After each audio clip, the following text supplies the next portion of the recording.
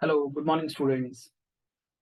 जैसा कि आपको आज के थंबनेल में दिखाई दे रहा है कि हम आज की क्लास में डिस्कस कर रहे होंगे जो भी लीनियर अलजेब्रा के शॉर्ट नोट्स हैं। बेसिकली सबसे ज़्यादा जो दिक्कत होती है बच्चों के साथ जब गेट का एग्जाम आता है, तो पढ़ने के लिए बहुत सारी चीज़ें होती हैं, बट समय बहुत कम होता है। तो उस केस में हमारे पास फ़ायदा क्या होता है, अगर हम किसी भी सब्जेक्ट का शॉर्ट नोट्स बना रखे हों। हर चैप्टर का हमें शॉर्ट नोट्स का मतलब क्या है कि जो भी आपके पास नोट्स हैं, अब आपके नोट्स क्या होंगे, 300 पेजेज 400 पेजेज के होंगे, तो उन पेजेज को आपको सॉर्ट करना है। छोटा कैसे करना है, नोट्स उस फॉर्म में बनाने हैं कि उसको अगर आप देखोगे तो आपको एक बार के लिए पूरा का पूरा वो लेक्चर अपने आप रिवाइज हो सके। तो एक बार अगर आपने जब अपना कंप्लीशन कर लिया अपने सब्जेक्ट का, तो फिर आप क्या कर सकते हो, बार बार सब्जेक्ट ना पढ़ के आप क्या कर सकते हो, अपने शॉर्ट नोट से रिवीजन कर सकते हो। ये शॉर्ट नोट्स एक बहुत ही इफेक्टिव वे है आपको गेट में या किसी भी कॉम्पिटेटिव एग्जाम में सक्सेसफुल होने के लिए। सो आज की क्लास में हम देखेंगे कि किस तरीके से हम मैट्रिसेस का शॉर्ट नोट्स बना सकते हैं और जो हमारे एग्जाम में हमें हेल्पफुल करेगा। तो सबसे पहले जो भी आपको शॉर्ट नोट सबके लिए क्या होगा, अलग अलग होगा। जो भी आप शॉर्ट नोट बनाओगे सबके लिए अलग अलग ही शॉर्ट नोट्स होगा। ऐसा नहीं है कि सबका शॉर्ट नोट सेम होगा। जिसको जैसा जरूरत लगेगा कि हाँ ये चीज हमें मुझे भूल सकती है, वो चीज ऐड करेगा शॉर्ट नोट्स में। मैं कोशिश करूंगा कि शॉर्ट नोट्स में आज की टॉपिक में जितनी भी चीजें हैं उसको एक रिवीजन के फॉर्म में आपको एक प्रोवाइड कर सकूं। सो इसी के साथ आपका स्टार्ट करते हैं आज का topic, short notes for matrices. तो सबसे पहले मैट्रिसेस क्या है, तो आपने देखा था मैट्रिसेस में सबसे पहली चीजें क्या होती हैं, एक तो रो होता है, एक कॉलम होता है। तो आप उसको रिप्रेजेंट कैसे करते हो, in form of row into column. तो बेसिकली उसको क्या कहते थे आप, उसी को आप क्या कहते थे, ऑर्डर ऑफ मैट्रिक्स कहते थे। उसी को आप क्या कहते थे, ऑर्डर ऑफ मैट्रिक्स कहते थे। तो ऑर्डर ऑफ मैट्रिक्स क्या हो गया आपका, किसी भी मैट्रिक्स का ऑर्डर ऑफ मैट्रिक्स हो गया आपके मैट्रिक्स का, वो हो गया एम क्रॉस एन। जहां एम क्या होता था, नंबर ऑफ रोज होते थे। एम क्या होता था आपका, नंबर ऑफ रोज होते थे। एन क्या होता था आपका, नंबर ऑफ कॉलम होता था। राइट। सो अगर किसी ने आपसे पूछा कि आपके मैट्रिसेस में, अगर आपके मैट्रिसेस में किसी ने आपसे पूछा कि कितने नंबर ऑफ एलिमेंट्स हैं, तो नंबर ऑफ एलिमेंट्स आप कैसे बता सकते हो, नंबर ऑफ एलिमेंट्स आपके क्या होते हैं, total number of elements is equal to multiplication of number of rows into number of column. जितने नंबर ऑफ रोज हैं, जितने नंबर ऑफ कॉलम्स, उनको आपको मल्टीप्लाई कर दो, आपको क्या मिल जाएगा, टोटल नंबर ऑफ एलिमेंट्स मिल जाएंगे किसी भी मैट्रिक्स में। तो number of elements in a matrix आप क्या लिख सकते हो, number of elements in a matrix is equal to m into n. Number of elements in a matrix it is equal to it is equal to m n. अच्छा, फिर हमने क्या देखा था, फिर हम बात करें अगर नेक्स्ट टॉपिक में अगर हम आगे की ओर बढ़े इसमें, और तो देखिए जो आपके रो और कॉलम के बेसिस पे आपको क्या किया गया है, या डिफरेंट प्रॉपर्टीज के बेसिस पे हमने क्या किया है, मैट्रिक्स के टाइप को डिफाइन किया गया है। ठीक है, कि अगर सपोज करते हैं एम और एन की वैल्यू बराबर ना हो, अगर number of rows number of column के बराबर नहीं होता है, m is not equal to n, वैसे केस में आपकी मैट्रिक्स क्या कहलाती है, आपकी आपकी मैट्रिक्स कहलाती है, आपकी मैट्रिक्स आपकी क्या कहलाती है, वही आपकी क्या कहलाती है, रेक्टेंगुलर मैट्रिक्स कहलाती है।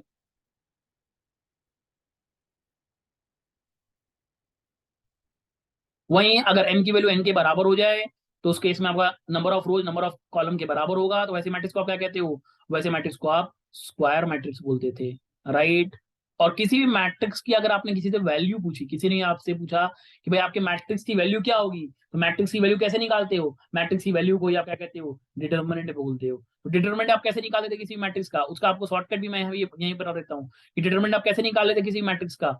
सपोज करते हैं अगर आपके पास कोई मैट्रिक्स ए दिया हुआ है, और मैट्रिक्स ए का फॉर्म है, अगर आपके पास सपोज करते हैं A1 A2 A3, मैं मान लेता हूँ 3x3 मैट्रिक्स है, B1 B2 B3 C1 C2 C3, और किसी ने आपसे कहा कि आपको डिटरमिनेंट ऑफ ए निकालना है, तो डिटरमिनेंट ऑफ ए आप कैसे निकालते हो, एक तो आपके पास तरीका है कन्वेंशनल मेथड, कि आप क्या करोगे, कोफैक्टर के हर एक एलिमेंट को उसके कोफैक्टर से मल्टीप्लाई करके अलजेब्रिक सम कर दोगे, तो आपको क्या मिल जाएगा, उसका मैट्रिक्स क्या डिटरमिनेंट मिल जाएगा। दूसरा तरीका आपके पास क्या था, दूसरा तरीका था आप क्या यूज करो, इस तरह से आप क्या करो पहले की, तो आप पूरी की पूरी मैट्रिक्स उतार दो, A1 A2 A3, पहला कॉलम ऐसे कैसे उतारो, चलो पहला कॉलम मैंने उतारी A1 B1 C1, दूसरा कॉलम आपने उतारा A2 B2 C2, तीसरा कॉलम आपने उतारा A3 B3 C3, फिर आपको क्या करना है, पहला कॉलम दोबारा उतारना है A1 B1 एंड C1, फिर दूसरा कॉलम आपको उतारना है A2 B2 C2।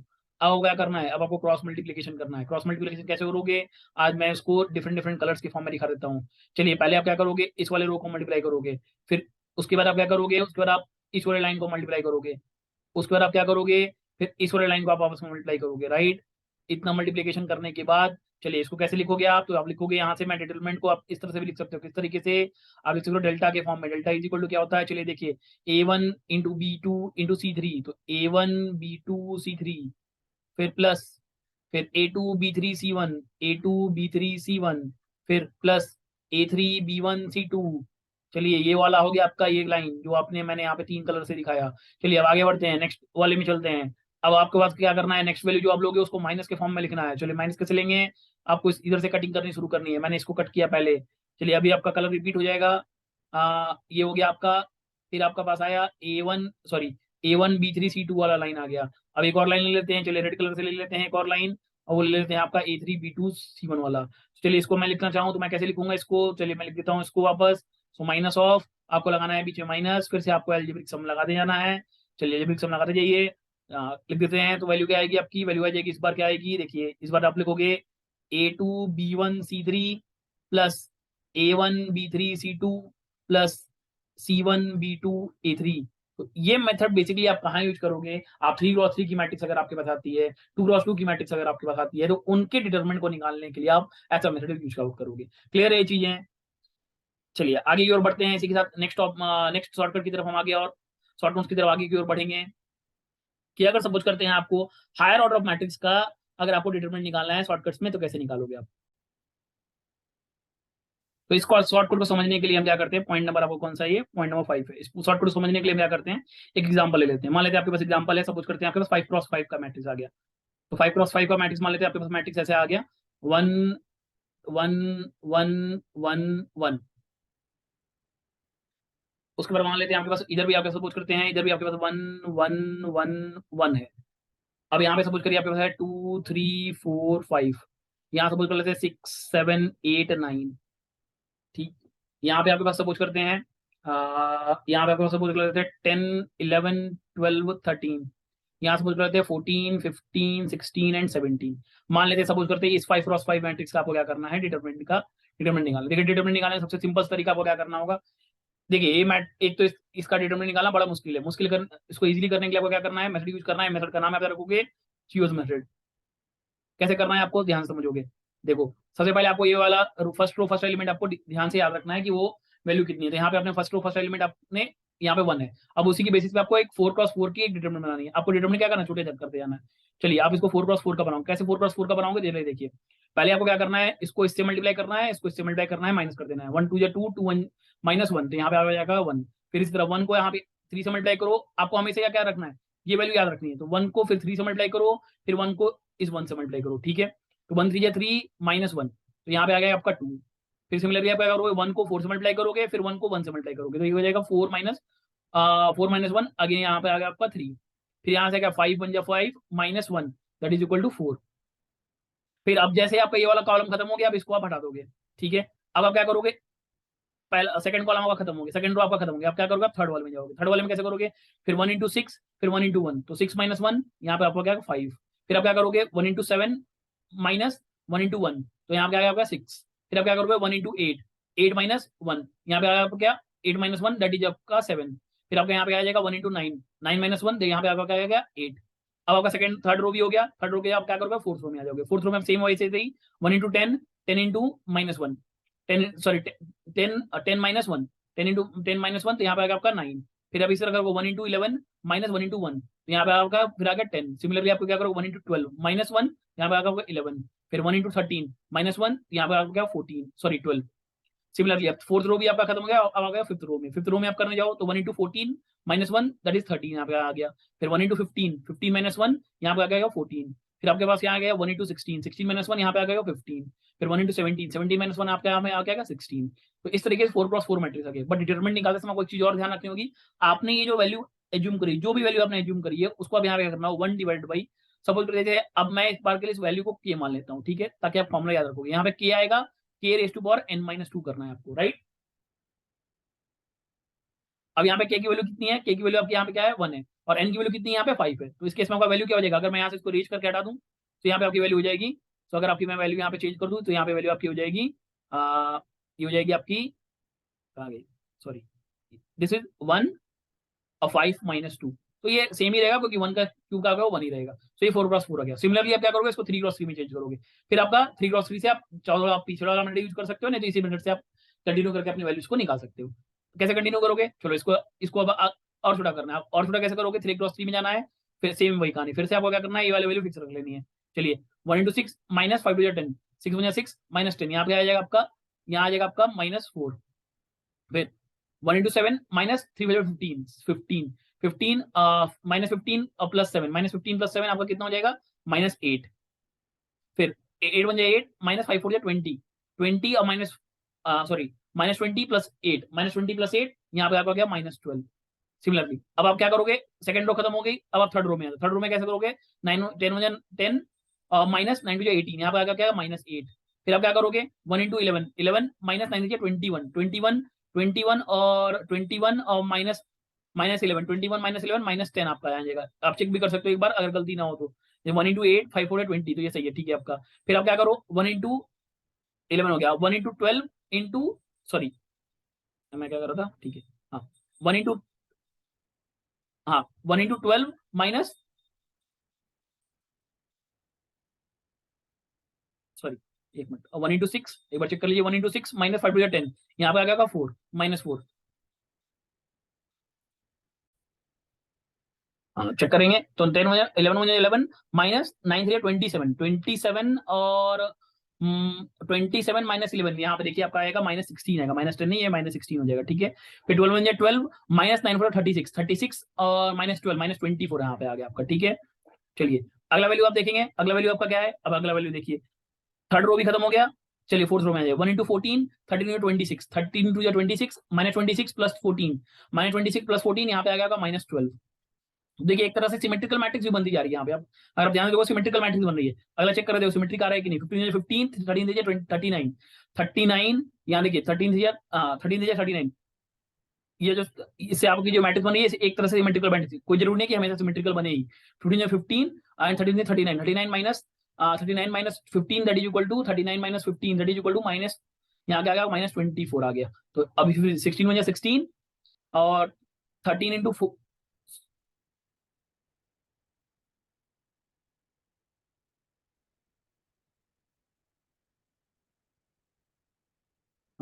16 में 16 -13 4 जा 52, 16 में 16 -13 4 जा 52 -52 +16, सॉरी -52 +16 -52 +16 कितना हो जाएगा, -52 +16 -52 +16 आपका आ जाएगा 20 36 36 आएगा, राइट 36 आएगा -36, ठीक है। अब मैंने क्या कहा था, अब आपको क्या करना है, पहले जो आपने वैल्यू सबसे पहले फिक्स करी उसको उसके उसको नीचे डिवाइड करना है, ठीक है। आपने 1 रखा कि और n-2, अब यहाँ पे ऑर्डर क्या था आपका 4 4 4 -2, ये हो गया आपका। अब ये 3 × 3 बन गए, इसको आपको सॉल्व करना पहले से ही पता है कैसे सॉल्व कर सकते हो। तो इस तरह से आप ह्यूज मेथड की मदद से किसी भी हायर ऑर्डर मैट्रिक्स का भी डिटरमिनेंट बहुत इजी वे में निकाल सकते हो। क्लियर है चीजें, चलिए आगे बढ़ेंगे और नेक्स्ट शॉर्ट पे चलेंगे। सो अभी हमने क्या किया, देखा कि हम किस तरह से आपका ऑर्डर क्या होता है किसी मैट्रिक्स का, नंबर ऑफ एलिमेंट कैसे निकालेंगे, डिटरमिनेंट कैसे निकालेंगे, आपको समझ में आ गया यहाँ से। चलिए आगे बढ़ते हैं और नेक्स्ट शॉर्ट नोट्स में बढ़ाते हैं आपका। Next short note number 6, next short note है आपका जो हम कहते हैं, अगर सपोज करते हैं आपका सिर्फ और सिर्फ एक ही रो है, या फिर सपोज करते हैं आपका सिर्फ एक ही कॉलम है, अगर सिर्फ और सिर्फ एक ही रो होगी तो उसको आप क्या कहोगे, रो मैट्रिक्स कहोगे। अगर एक ही कॉलम है तो उसको आप क्या कहोगे, सिर्फ एक ही कॉलम सिर्फ अवेलेबल है तो उसको आप क्या कहोगे, कॉलम मैट्रिक्स कहोगे। तो रो मैट्रिक्स का आपका ऑर्डर किसी ने पूछा तो रो मैट्रिक्स का ऑर्डर क्या हो जाएगा आपका, रो मैट्रिक्स का ऑर्डर हो जाएगा किस तरह से, रो मैट्रिक्स का ऑर्डर हो जाएगा जिसमें रो एक ही हो, कॉलम कई सारे हो, उसको आप क्या कह सकते हो, 1 × n, ठीक है। अगला अगला आपका आता है कॉलम मैट्रिक्स। कॉलम मैट्रिक्स क्या होती है, कॉलम मैट्रिक्स में क्या आ जाएगा आपका, इसमें एक ही कॉलम हो, रो कितनी भी हो सकती है, उसको उसका ऑर्डर क्या हो जाएगा, m×1।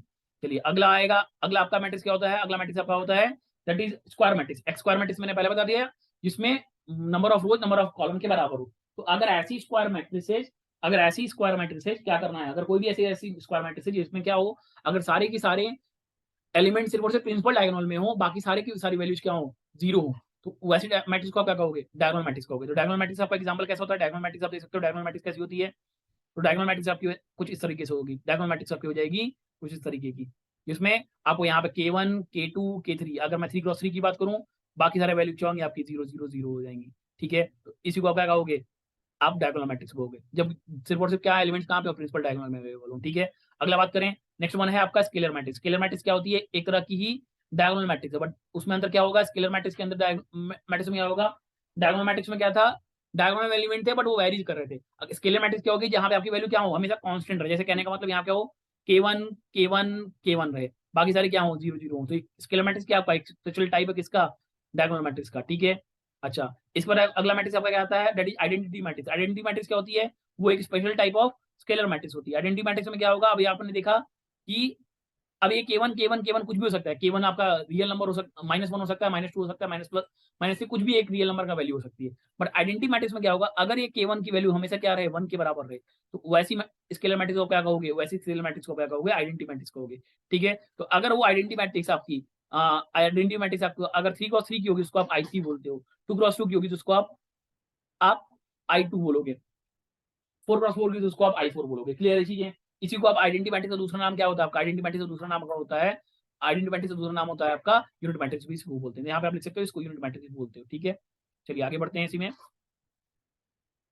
इसके बारे में डिटेल मैंने ऑलरेडी आपका सिलेबस में चैनल पे ऑलरेडी आपके पास अवेलेबल है, सब कुछ बहुत डिटेल में बताया हुआ है। यहाँ पे मैं जल्दी जल्दी इसके सिर्फ शॉर्ट नोट्स आपको प्रिपेयर करवा रहा हूँ, जो आप जिससे आप रिवीजन कर सकते हो। चलिए अगला आपकी वैल्यू आती है, अगला जो टाइप आपका आप डाल सकते हो, नल मैट्रिक्स। नल मैट्रिक्स क्या होती है, कोई भी ऐसी मैट्रिक्स जिसमें सारे एलिमेंट क्या वहाँ पे जीरो हो, उसको आप क्या कहोगे, नल मैट्रिक्स बोलोगे। ठीक है, तो नल मैट्रिक्स आप क्या होगी, जो भी जीरो एलिमेंट्स होते हैं, सारे के सारे जिसमें जीरो एलिमेंट हो, उसको आप क्या कहोगे, जीरो एलिमेंट्स अवेलेबल हो। ठीक है, इसी की मदद से आपने क्या निकालते हो, नलिटी भी निकालते हो, डायमेंशन और नल स्पेस निकालते हो, जो मैम ने अभी स्पेशल लेक्चर में हमने देखा था, जो भी आने वाले शॉर्ट नोट्स में भी मैं आगे उसको भी इंक्लूड करा दूंगा। चलिए आगे बात करते हैं transpose of matrix. Transpose of matrix आप जब भी निकालोगे, ट्रांसपोज क्या होता है, किसी मैट्रिक्स का ट्रांसपोज कैसे निकालते हो, ट्रांसपोज निकालने का मतलब आपको रो को कॉलम से, कॉलम को रो से इंटरचेंज करना है। तो आप कैसे लिखोगे इसको, interchange row with column, interchange row with column, interchange row with column और रो विथ कॉलम। ठीक है, अगर आपने रो को कॉलम से इंटरचेंज किया, सपोज करते हैं आपका मैट्रिक्स ए था। ठीक है, अगर आपका मैट्रिक्स ए था, आपने उसका ट्रांसपोज निकाला, ट्रांसपोज को मैं ए ट्रांसपोज या ए डैश से रिप्रेजेंट करता हूँ। अगर वो मैट्रिक्स ए के बराबर ही आ जाता है, ऐसी मैट्रिक्स को क्या कहते हो, इसी तरह की मैट्रिक्स को क्या कहते हो, सिमेट्रिक मैट्रिक्स बोलते थे। राइट, इसी तरह की मैट्रिक्स को आप सिमेट्रिक मैट्रिक्स बोलते थे। वहीं अगर आपने क्या किया, ट्रांसपोज निकाला, अगर आपने ट्रांसपोज निकाला और वो किसके बराबर आ जाए, -a के बराबर आ जाए, तो ऐसी मैट्रिक्स को क्या कहते थे, स्क्यू सिमेट्रिक मैट्रिक्स कहते थे। अच्छा, स्क्यू सिमेट्रिक मैट्रिक्स की एक पहचान होती थी, क्या पहचान होती थी बताइए। स्क्यू सिमेट्रिक मैट्रिक्स की पहचान होती है कि उसका प्रिंसिपल डायगोनल एलिमेंट हमेशा क्या होता है, जीरो होता है, और उसका डिटरमिनेंट हमेशा क्या होता है, जीरो होता है। ध्यान रखेंगे इस चीज को। मैं यहाँ पे शॉर्ट नोट में ये पॉइंट आप इंपॉर्टेंट है, जो आपको हमेशा याद रखना होगा, ये हर एक किसी के शॉर्ट नोट में होना चाहिए। क्या है कि the principal diagonal of the principal diagonal of the principal diagonal of a skew symmetric matrix, a skew symmetric matrix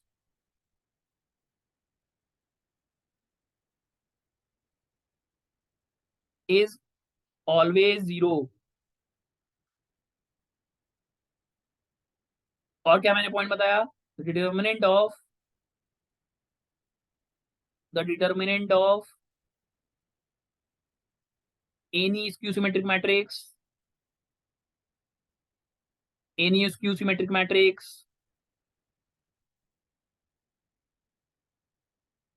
is always zero। ये भी आप याद रखोगे, हमेशा उसकी वैल्यू क्या होती है, जीरो होती है। अच्छा, कोई भी गिवन मैट्रिक्स को आप क्या कर सकते हो, सम के फॉर्म में रिप्रेजेंट कर सकते हो, in sum in form of sum of symmetric and skew symmetric. वो कैसे रिप्रेजेंट करोगे, चलो देख लेते हैं वो भी। चलिए नेक्स्ट पॉइंट पे चलते हैं, इसी में पॉइंट नंबर 14 कि सपोज करते हैं आपको कोई मैट्रिक्स ए दिया हुआ है, इसको मुझे रिप्रेजेंट करना है in form of symmetric and skew symmetric. मैं इसको रिप्रेजेंट करता हूं in sum of symmetric plus skew symmetric के फॉर्म में। कैसे रिप्रेजेंट करेंगे, देखिए, in form of symmetric matrix and skew symmetric matrix, sorry, in form of sum of symmetric matrix plus skew symmetric. अगर आपको किसी तरह गेट में कभी क्वेश्चन आ गया तो ये भी आप ध्यान रखोगे, कैसे रिप्रेजेंट कर सकते हो इसको, आप रिप्रेजेंट कर सकते हो इसको कुछ इस तरीके से। देखिए, उसके सम की वैल्यू क्या होती है अब क्या करना है, 1/2 ए प्लस इसके ट्रांसपोज से ऐड कर दो, फिर प्लस करो 1/2 इसमें ए में से उसका ट्रांसपोज घटा दो। ये जो मैट्रिक्स आपकी बन के आती है वो क्या होती है, आपकी सिमेट्रिक मैट्रिक्स। और ये जो बनती है आपकी वो कैसी होती है आपकी, वो होती है आपकी skew symmetric matrix.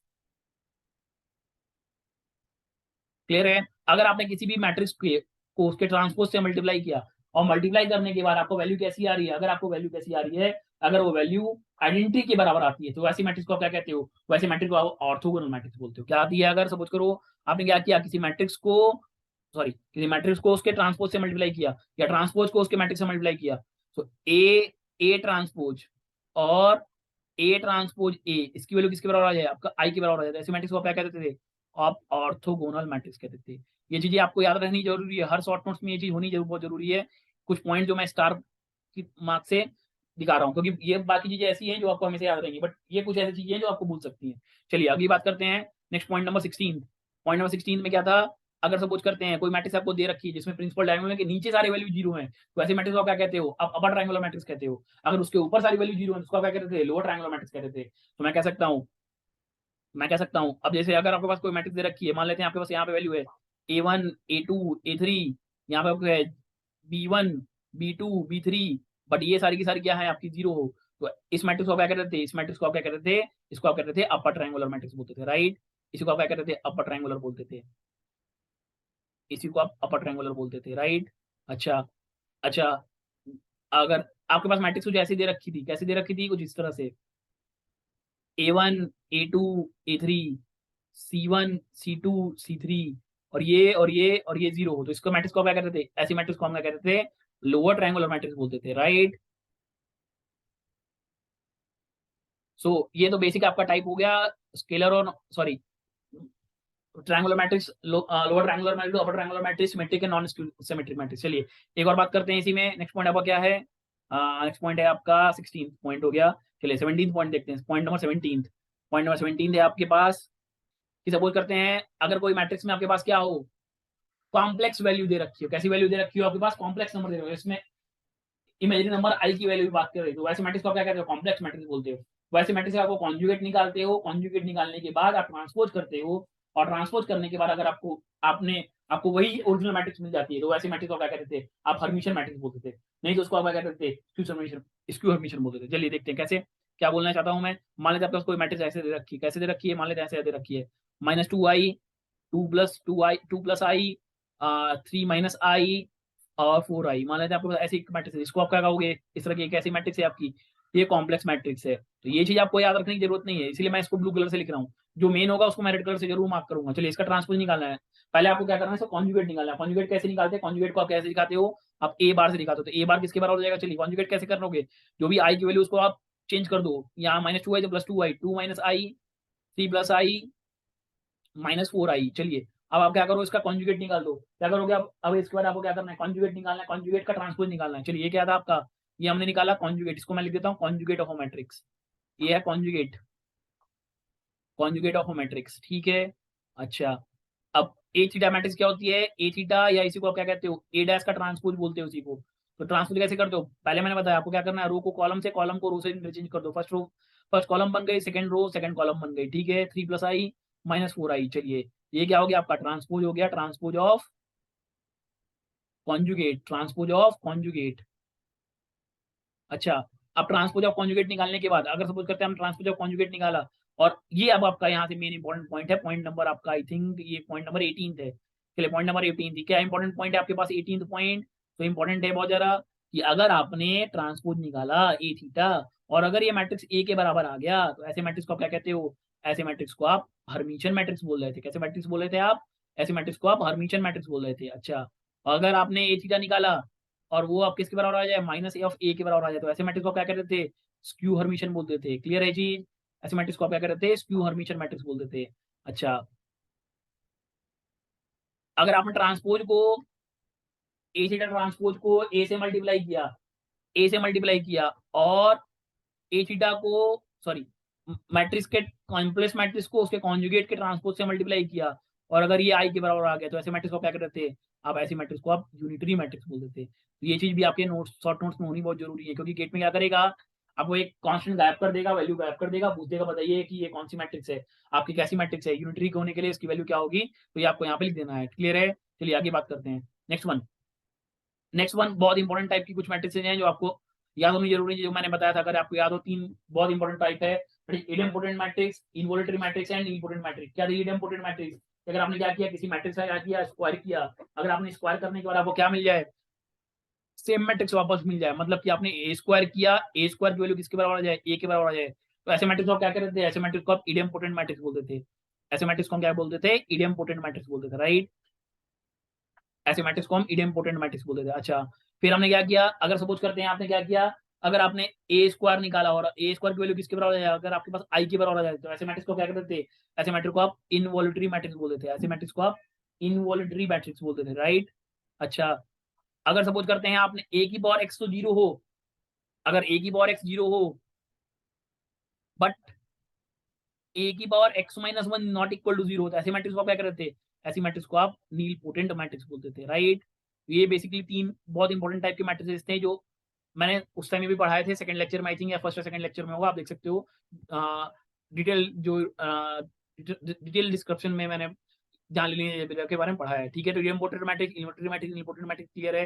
Hermitian, skew Hermitian and unitary matrix भी आपको क्लियर होगी। चलिए आगे बढ़ते हैं और नेक्स्ट टॉपिक पे, नेक्स्ट पॉइंट पे बढ़ते हैं। नेक्स्ट पॉइंट क्या थी, अगर आपको देखो, आई थिंक ये पॉइंट नंबर कौन सा है, 20 है, सॉरी, इसको आप 20 कर दो। चलिए अब बात करूँ, चलिए 20th पॉइंट। अच्छा, मैंने एक और इंपॉर्टेंट पॉइंट बताई थी। क्या पॉइंट बताई थी कि अगर सपोज करते हैं आपने डिटरमिनेंट निकाला किसी मैट्रिक्स का, वो किसके बराबर आ गया, 0 के बराबर आ जाता है। ऐसे मैट्रिक्स को क्या करते थे, ऐसी मैट्रिक्स को आप सिंगुलर मैट्रिक्स बोलते थे, राइट। क्या बोलते थे, सिंगुलर मैट्रिक्स बोलते थे। अच्छा, अगर आपने डिटरमिनेंट ए निकाला, वो नॉट इक्वल टू 0 आया, तो ऐसी मैट्रिक्स को क्या करते थे, नॉन सिंगुलर मैट्रिक्स बोलते थे। अच्छा, अगर मैट्रिक्स सिंगुलर हो तो उसका इन्वर्स एग्जिस्ट करता है, नहीं करता है। क्यों नहीं करता है, चलिए देखते हैं। तो आप कह सकते हो यहाँ पे नॉन इन्वर्टिबल मैट्रिक्स है ये। कैसी मैट्रिक्स है, नॉन इन्वर्टिबल मैट्रिक्स है।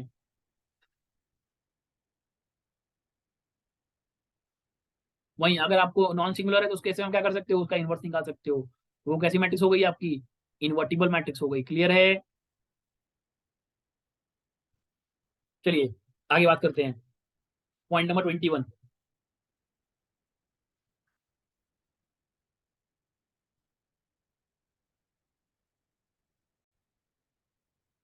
अच्छा, किसी भी दो मैट्रिक्स को आप इक्वल कब कहते थे, कोई भी दो मैट्रिक्स के इक्वल होने की कंडीशन क्या होती थी कि उसका number of row, number of column बराबर हो, दूसरा जो करस्पॉन्डिंग एलिमेंट है वो भी बराबर होना चाहिए। तो अगर मैं कहता हूं if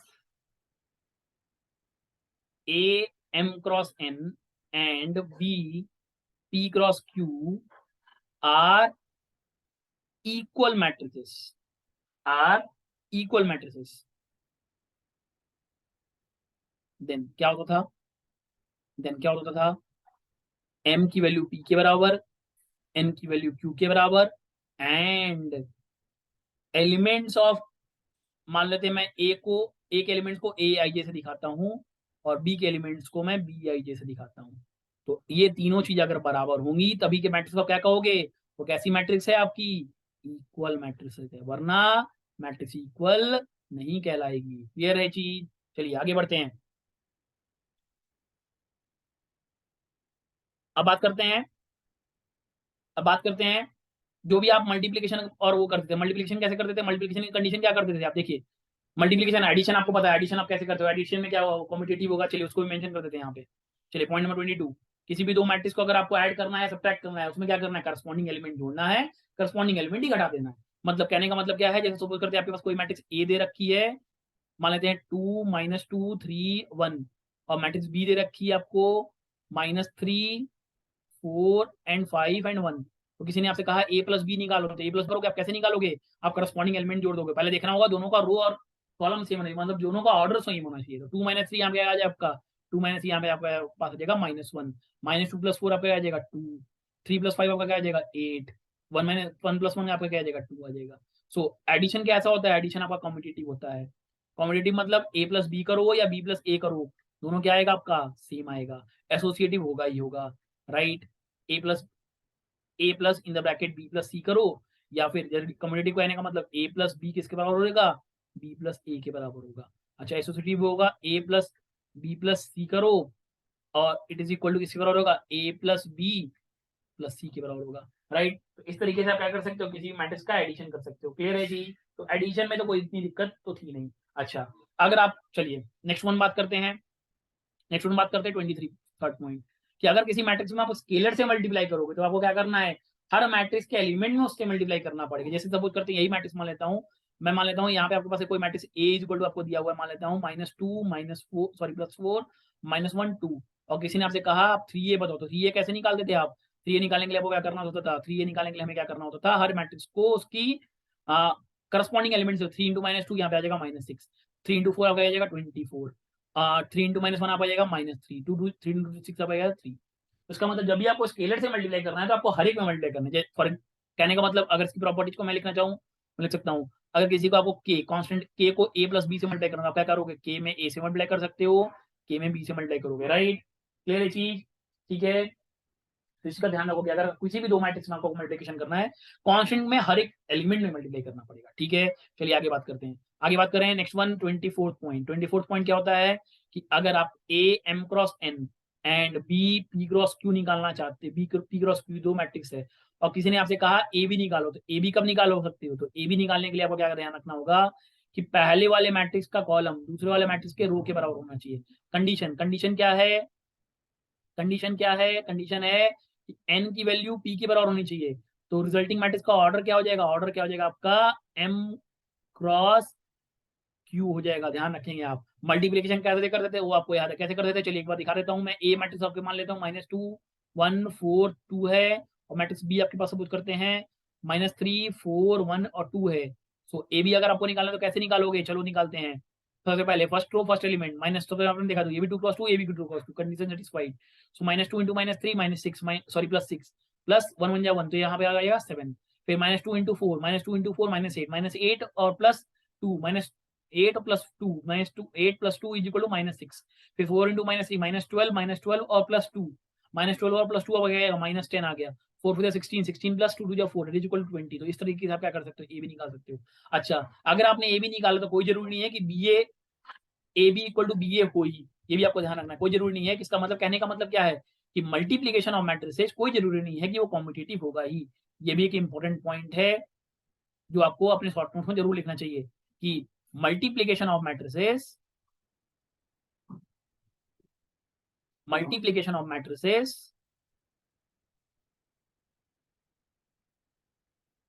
is not necessarily is not necessarily is not necessarily commutative। हो भी सकता है, नहीं भी हो सकता, बट जरूरी नहीं है कि हर जगह ये एग्जिस्ट करेगा ही। तो ये चीज आप ध्यान रखोगे, हमेशा वो कम्यूटेटिव होना कोई जरूरी उसमें नहीं है। क्लियर है चीज? चलिए, अच्छा ठीक है। अगर आप बात करें मैंने एक चीज और शॉर्टकट में बताई थी आपको। शॉर्ट, अगर आपको याद हो, मैंने आपको एक शॉर्ट्स वीडियो मैंने अपलोड की थी। शॉर्ट्स वीडियो में जैसे अगर आपने यहाँ पे देखा, आपने क्या देखा कि आपने कुछ टाइम मल्टीप्लाई किया है, कुछ एडिशन किया। तो एक मल्टीप्लीकेशन करने में, किसी दो मैट्रिक्स को अगर आपको मल्टीप्लीकेशन करके रिजल्ट निकालना है तो कितनी बार मल्टीप्लीकेशन, कितनी बार प्रोडक्ट करना होगा, उसके लिए आपके पास डायरेक्ट फॉर्मूला है। कैसे कर सकते हो चलिए देखते हैं। उसको भी लिख देता हूँ मैं यहाँ पे। बहुत इंपॉर्टेंट फॉर्मूला है, पॉइंट नंबर आई थिंक 26 है, राइट। कि सपोज करते हैं आपके पास कोई मैट्रिक्स ए है जो है आपकी m क्रॉस n की, और मैट्रिक्स बी है सपोज करते हैं जो है आपकी n क्रॉस p की, राइट। और आपको क्या करना है? ए बी निकालना है। क्या निकालना है? आपको ए बी निकालना। तो कैसे निकालेंगे ए बी? ए बी निकालने के लिए आपको मल्टीप्लीकेशन भी करना पड़ेगा, आपको वो और आपको एडिशन भी करना पड़ेगा। अभी आपने देखा था करस्पॉन्डिंग एलिमेंट को मल्टीप्लाई करके फिर आप जोड़ रहे थे उसमें, राइट। सो अगर आपको to compute A B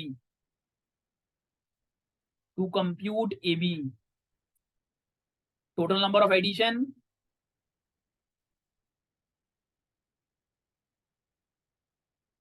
total number of addition कितने होंगे? टोटल नंबर ऑफ एडिशन कैसे निकालते थे? टोटल नंबर ऑफ एडिशन आपको याद हो कैसे करते थे?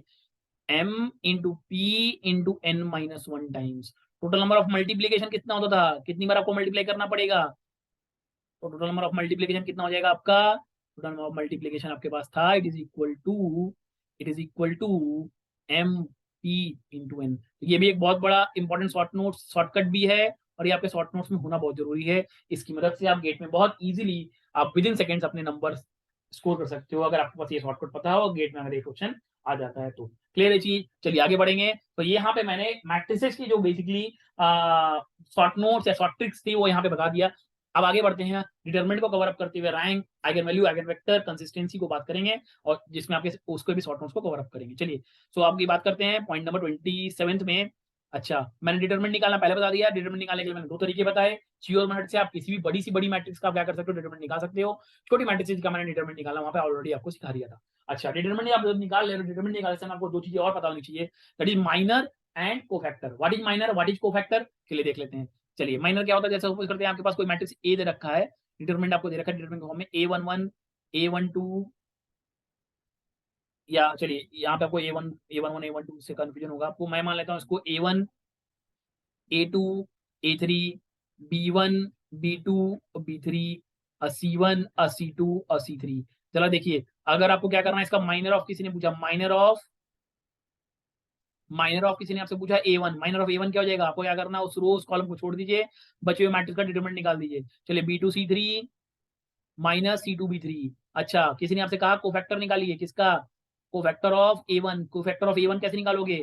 तब क्या करना होगा? -1 raise to power number of i plus J, -1 raise to power i plus J into minor of that element. क्या करना है? माइनर ऑफ एलिमेंट से मल्टीप्लाई कर देना है। तो इस केस में क्या हो जाएगा, -1 पहला रो फर्स्ट एलिमेंट है तो 1 + 1 इन द ब्रैकेट B2C3 -C2B3। तो इसको मैं फॉर्मूले के फॉर्म में लिखना चाहूँ तो कैसे लिख दूंगा, तो दिस इंप्लाई यहाँ से this therefore Cij is equal to -1 + j into minor of Aij। Clear है चीज। तो ये आपके पास ये शॉर्ट नोट्स में आपके पास ये भी होना चाहिए, कोफैक्टर का आप माइनर कैसे निकालोगे। क्लियर है चीज। अच्छा, अगर किसी ने पूछा जो भी कोफैक्टर आप निकाल ले हो उस कोफैक्टर का अगर आपने क्या किया, अगर आपने उसका कोफैक्टर का आपने क्या किया, मैट्रिक्स बना दिया, और उस मैट्रिक्स का अगर आपने किसी से आपसे पूछा कि उस कोफैक्टर का आपका डिटरमिनेंट कैसे निकालोगे, तो ये भी बहुत इंपॉर्टेंट पॉइंट है। पॉइंट नंबर आई थिंक ये आपका पॉइंट नंबर 28, पॉइंट नंबर 28 बहुत इंपॉर्टेंट पॉइंट है। Point number 28, determinant of cofactor. Determinant of cofactor, determinant of cofactor कैसे निकालोगे, तो आपके पास डिटरमिनेंट ऑफ ए होगा ही, आपके पास डिटरमिनेंट ऑफ ए होगा ही, आपके पास डिटरमिनेंट ऑफ ए होगा ही। डिटरमिनेंट ऑफ ए के ऊपर आप क्या करो, n-1 कर दो, जहाँ n क्या है, ऑर्डर ऑफ मैट्रिक्स है। ठीक है। अच्छा, जो कोफैक्टर होता है उसी का ट्रांसपोज करते तो आपको क्या मिलता है, एडजॉइंट मिलता है। इसका मतलब डिटरमिनेंट ऑफ एडजॉइंट भी क्या होगा, अगर आपको किसी ने पूछा एडजॉइंट ऑफ ए का डिटरमिनेंट निकालना है तो कुछ और नहीं, वो भी किसके बराबर हो जाएगा, determinant of A-1 n minus determinant A की पावर n-1। यहाँ से आपको एक चीज पता चल गई, क्या पता चल गई, कि अगर आप उससे किसी ने एग्जाम में आपसे ये पूछा, किसी ने आपसे पूछा कि बताओ ट्रांसपोज का डिटरमिनेंट क्या होगा, ट्रांसपोज का डिटरमिनेंट उसके मैट्रिक्स के बराबर ही होता है डिटरमिनेंट के।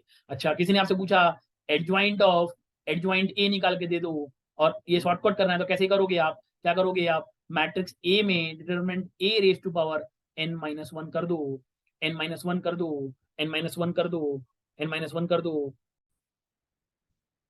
ये n-1 नहीं, यहाँ पे आप n-2 कर दो इसको, चलो n-2 कर दो, चलो इसको रब करते हैं यहाँ से। सो दिस इज n-2,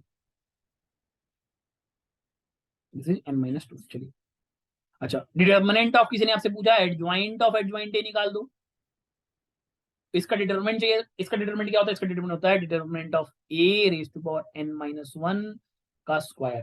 तो इस तरीके से आप क्या कर सकते हो, किसी भी डिटरमिनेंट का, किसी भी एडजॉइंट का डिटरमिनेंट आप बहुत इजी वे में आप निकाल सकते हो। क्लियर है चीजें, समझ में आई चीज, क्लियर है। अच्छा, चलिए आगे बढ़ते हैं, और कुछ और शॉर्ट नोट्स को मैं कुछ और इंपॉर्टेंट पॉइंट्स को मैं यहाँ पे नोट आउट कराता हूँ। Point number 29। अच्छा, पॉइंट क्या है कि अगर सपोज करते हैं किन्हीं दो नल स्क्वायर मैट्रिक्स को अगर आप मल्टीप्लाई करते हो, ध्यान रखो कि अगर आपने the product of two null square matrices is a null matrix, then दोनों की दोनों कैसी मैट्रिक्स होंगी आपकी, सिंगुलर मैट्रिक्स होंगी। ये भी आप ध्यान रखो, क्या होंगी वो, कैसी मैट्रिक्स होंगी आपकी, सिंगुलर मैट्रिक्स होंगी। क्लियर है चीज, कैसी मैट्रिक्स होंगी आपकी, सिंगुलर मैट्रिक्स होंगी। ठीक है। अच्छा, चलिए कुछ पॉइंट्स हैं वो आपको ध्यान होने चाहिए, वो मैं यहाँ पे पॉइंट्स के फॉर्म में लिख देता हूँ। जो भी पॉइंट्स मुझे ध्यान आ रहे हैं जो आपको जरूरी है, आपको रीजनिंग टाइप के क्वेश्चन आ गए यहाँ पे, या फिर स्टेटमेंट टाइप प्रॉब्लम आ गए, तो वहां पे आपको ये क्वेश्चन बहुत हेल्पफुल करेंगे। चलिए लिख देता हूँ, if the product of two two null square matrices is a null matrix, is a null matrix,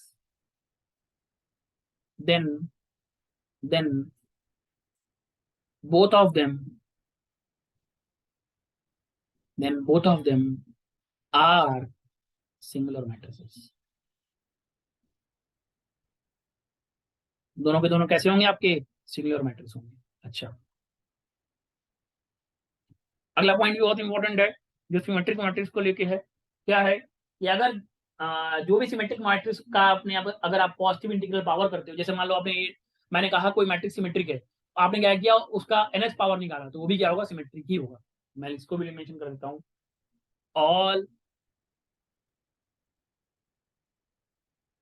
positive integral powers of all positive integral powers of asymmetric matrix of asymmetric matrix is also symmetric, is also symmetric। ठीक है, ठीक है। अच्छा, अगर suppose करते हैं आपके पास कैसी हो, अगर आपके पास सपोज करते हैं आपके पास कैसी हो, स्क्यू सिमेट्रिक मैट्रिक्स हो। अब स्क्यू सिमेट्रिक मैट्रिक्स में क्या होता है, अगर आपने क्या किया कि आपने पॉजिटिव ऑड इंटीग्रल, जैसे आपने क्या किया, सपोज करता हूं मैं, कहने आपके पास मैंने कहा कि कोई मैट्रिक्स ए है जो स्क्यू सिमेट्रिक है। अब आपने क्या कहा, ए क्यूब निकाला, ए की पावर 5 निकाला, ए की पावर 7 निकाला, तो ये सारी की सारी मैट्रिक्स कैसी होंगी, आपकी स्क्यू सिमेट्रिक होंगी।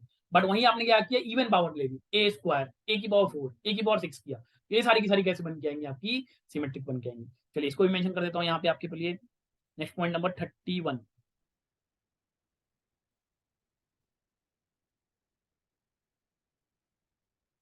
the positive odd integral power of a skew symmetric matrix, is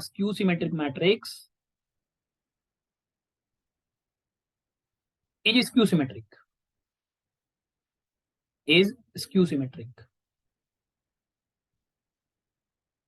while the positive even integral power of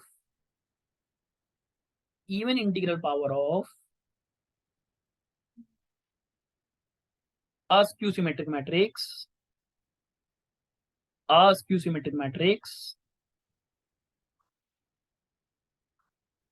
is, ध्यान रखेंगे ये चीज कि अगर आपके पास सिमेट्रिक मैट्रिक्स दी हुई है और उसका आपने पॉजिटिव पावर किया तो वो तो हमेशा सिमेट्रिक होगी। But in case of skew symmetry के केस में थोड़ी सी कहानी चेंज है, अगर वो ऑड होगी तब तो स्क्यू सिमेट्रिक होगी, अगर वो इवन होगी तब तो वो सिमेट्रिक बन जाएगी। क्लियर है चीजें, ध्यान रहेगा। तो माइनर क्या है, कोफैक्टर क्या है, आपको समझ में आया, उसका डिटरमिनेंट कैसे निकालेंगे, एडजॉइंट कैसे निकालेंगे, समझ में आया।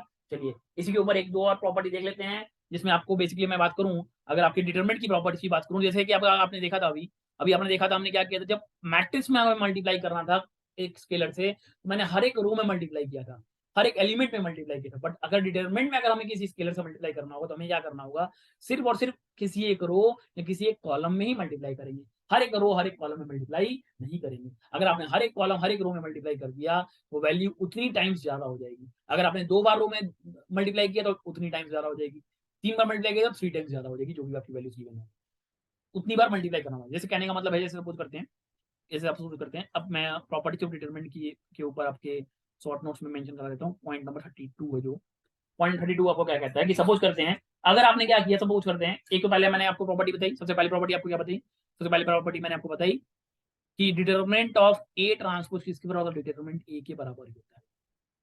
अच्छा, दूसरा अगर आपने क्या किया, इसमें रो को कॉलम से इंटरचेंज किया या कॉलम को रो से इंटरचेंज किया, तो आपको क्या करना होगा, रो में आपने रो इंटरचेंज किया, कॉलम इंटरचेंज किया, तो आपको क्या करना है, एक माइनस साइन से मल्टीप्लाई, मतलब आपको फर्स्ट रो को सेकंड रो बना दिया, तो उस केस में आपको क्या करना है, एक माइनस साइन से मल्टीप्लाई करना होगा। ठीक है, सो इफ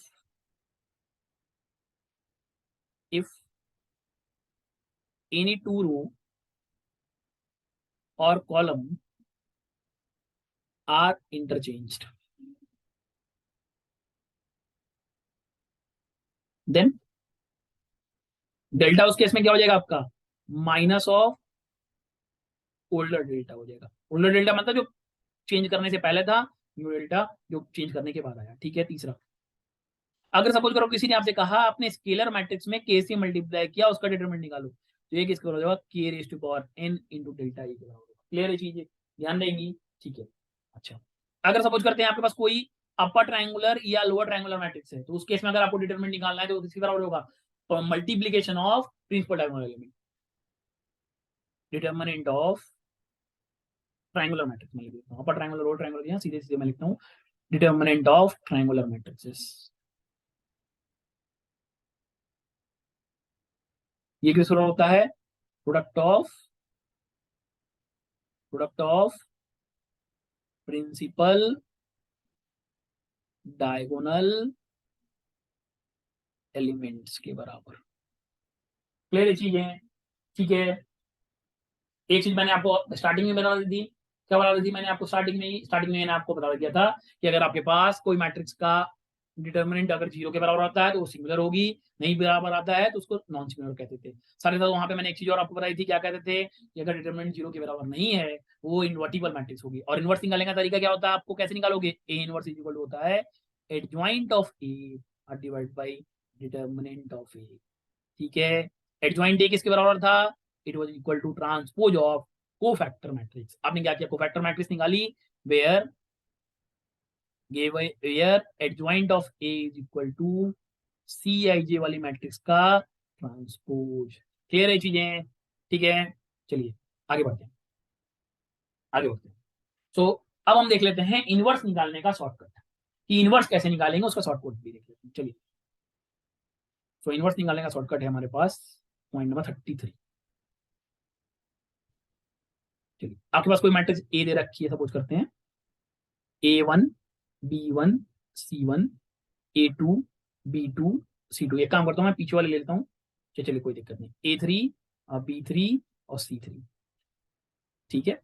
अब मुझे इसका क्या करना है, ए इनवर्स निकालना। तो पहले मैं कैसे निकालूंगा, इधर देखिए, आपको क्या करना है, इस मैट्रिक्स को ऐसे अरेंज करना है। पहले रो को पूरा अरेंज करिए, A1 A2 A3, फिर दूसरा कॉलम भी वैसे उतारिए, B1 B2 B3, sorry B1 B2 B3, फिर आप क्या करिए, तीसरा कॉलम भी वैसे वैसे उतारिए, C1 C2 C3, फिर पहला कॉलम वैसे उतारिए, A1 A2 A3, फिर दूसरा कॉलम वैसे उतारिए, B1 B2 B3, फिर फर्स्ट रो उतारिए यहाँ से A1 B1 C1, फिर सेकंड रो भी उतारिए A2 B2 C2, और यहाँ पे आप लिख लीजिए A1 B1 A2 और B2, ठीक है। अब आपको क्या करना है, देखिएगा ध्यान से, ब्लैक कलर वाली लाइन को स्ट्राइक आउट कर दीजिए, इसको यहाँ से स्ट्राइक कर दीजिए और इसको यहाँ से हटा दीजिए, ठीक है। हटा दिया आपने, हटाने के बाद आपको क्या करना है, चलिए देखते हैं।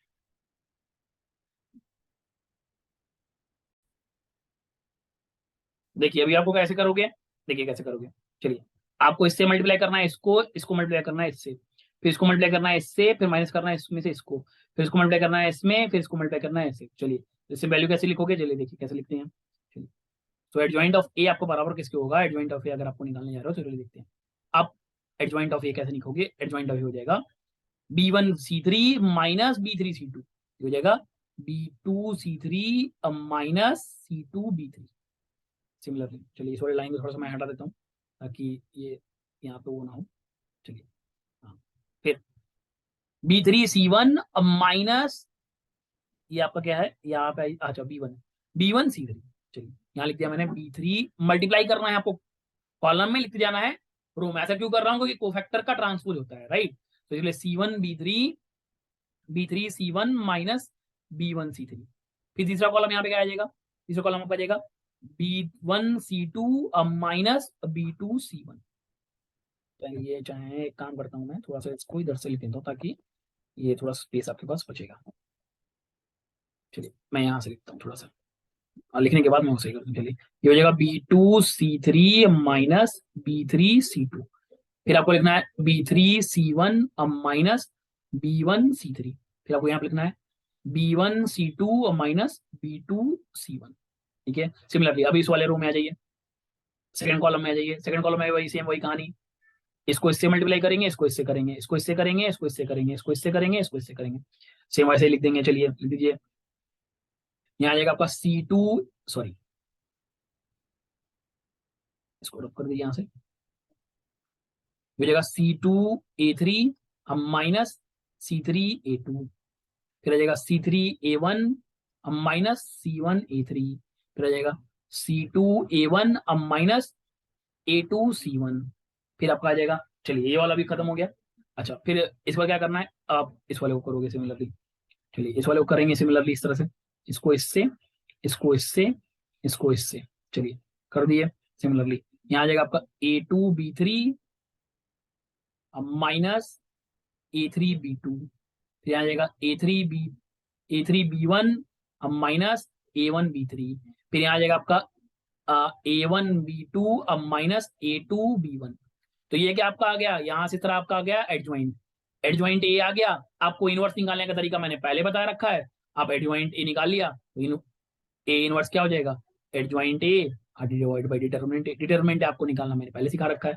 सो इस तरह से आप क्या कर सकते हो, शॉर्टकट मेथड से एडजॉइंट ए और इनवर्स ऑफ मैट्रिक्स किसी तरह से भी बहुत इजी वे में आप फटाफट निकाल सकते हो। क्लियर है, चलिए आगे बढ़ेंगे। सो यहाँ पे मैंने आपको कवर अप किया, पहले मैट्रिक्स क्या होती है, मैट्रिक्स के बारे में मैंने आपको बता दिया, डिटरमिनेंट से रूल्स कैसे हैं, कैसे डिटरमिनेंट में इनवर्स निकालते हैं, ये सारी चीजें मैंने आपको बता दी। एक और चीज है कि अगर आपको इनवर्स निकालना है, भले वो गेट में आप उसको सॉल्व आउट नहीं करोगे, बट एक और तरीका होता है इनवर्स निकालने का, that is elementary transformation. Elementary transformation में हम क्या करते हैं, अगर हम रो से करने जाएंगे तो रो से करेंगे, कॉलम से करने जाएंगे तो कॉलम से करेंगे।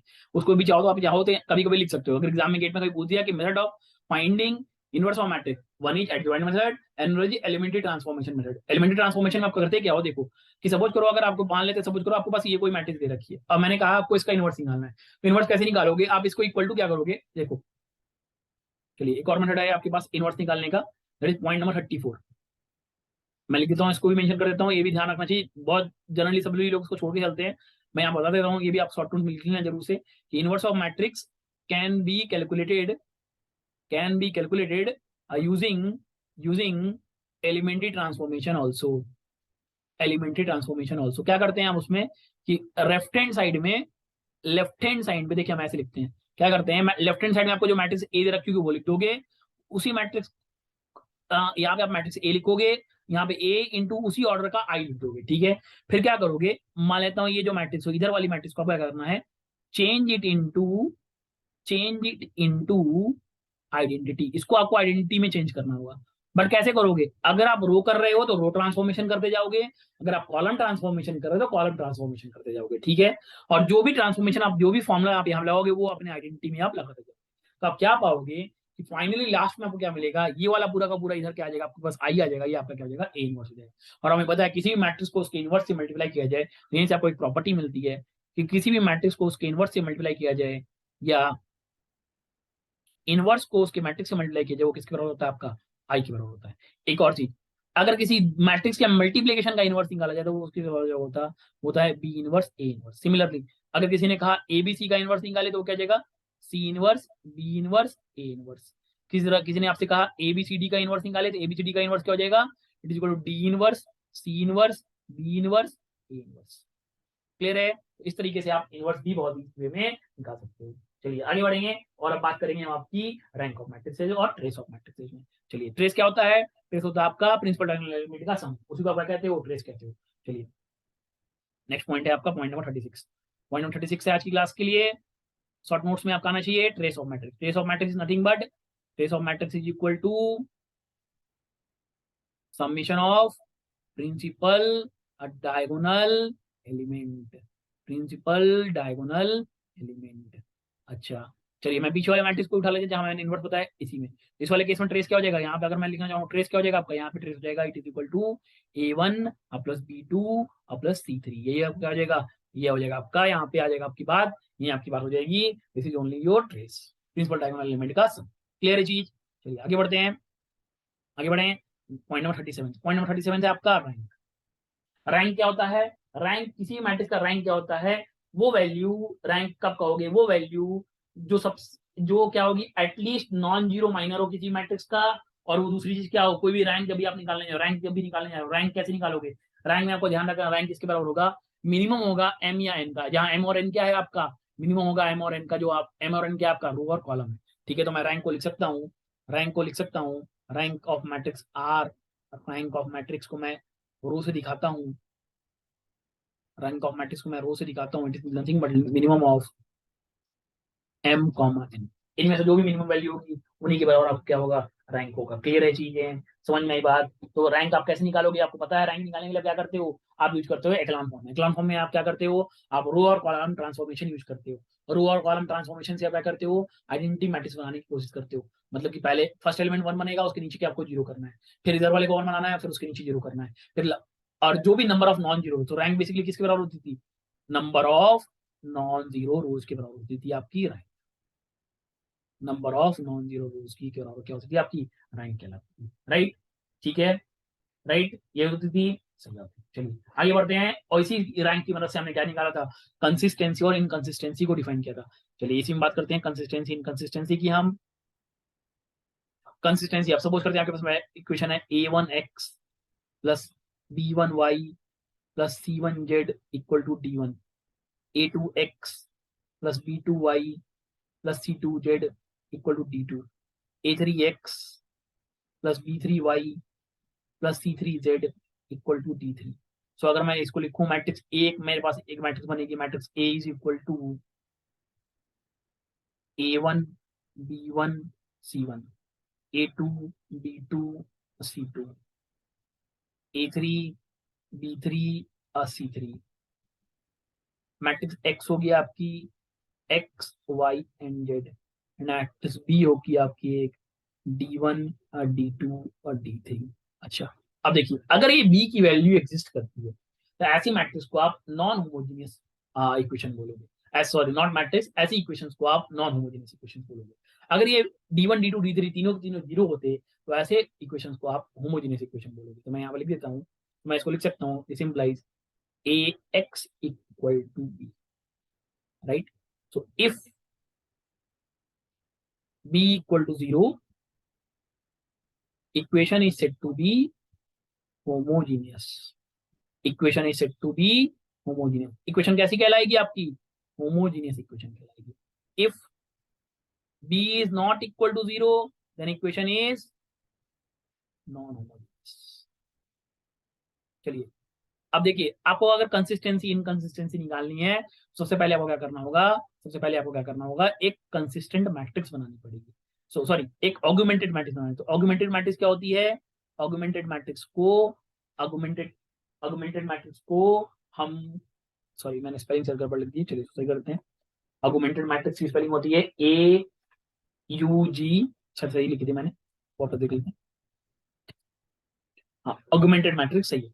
ऑगुमेंटेड मैट्रिक्स, ऑगुमेंटेड मैट्रिक्स क्या होती है आपकी? इसको मैं सी से दिखाता हूँ। ऑगुमेंटेड मैट्रिक्स को मैं सी से दिखाता हूँ, मैट्रिसेस को मैं सी से दिखाता हूँ, और सी इज इक्वल टू मैं लिखूंगा A B, इन दोनों कंबाइन कर, ठीक है। तो देखिए, इफ, पहला point, if rank of C, rank of C, if rank of C, C की जगह मैं डायरेक्टली ए बी लिख देता हूं ताकि आपको कंफ्यूजन नहीं हो। If rank of A B is equal to rank of A is equal to number of unknown, जितने भी आपको अननोन्स गिवन है तब, जिसे यहाँ पे 3 थे, तो वैसे केस में आपका सोल्यूशन कैसा होगा? कंसिस्टेंट होगा विद यूनिक सोल्यूशन। अगर आपने निकाला रैंक ऑफ ए बी निकाला, वो रैंक ऑफ ए के बराबर आया, बट ये कम है किसके? नंबर ऑफ अननोन से। वो कम है किससे? नंबर ऑफ अननोन से। तो वैसे केस में भी आपका इक्वेशन कैसी होगी? कंसिस्टेंट होगी, but with infinitely many solution, with infinitely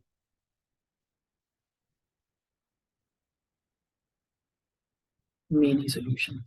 और अगर रैंक ऑफ ए बी आपने निकाला, वो not equal to rank of A आ जाए, तो वैसे केस में आपका होता है inconsistent with no solution.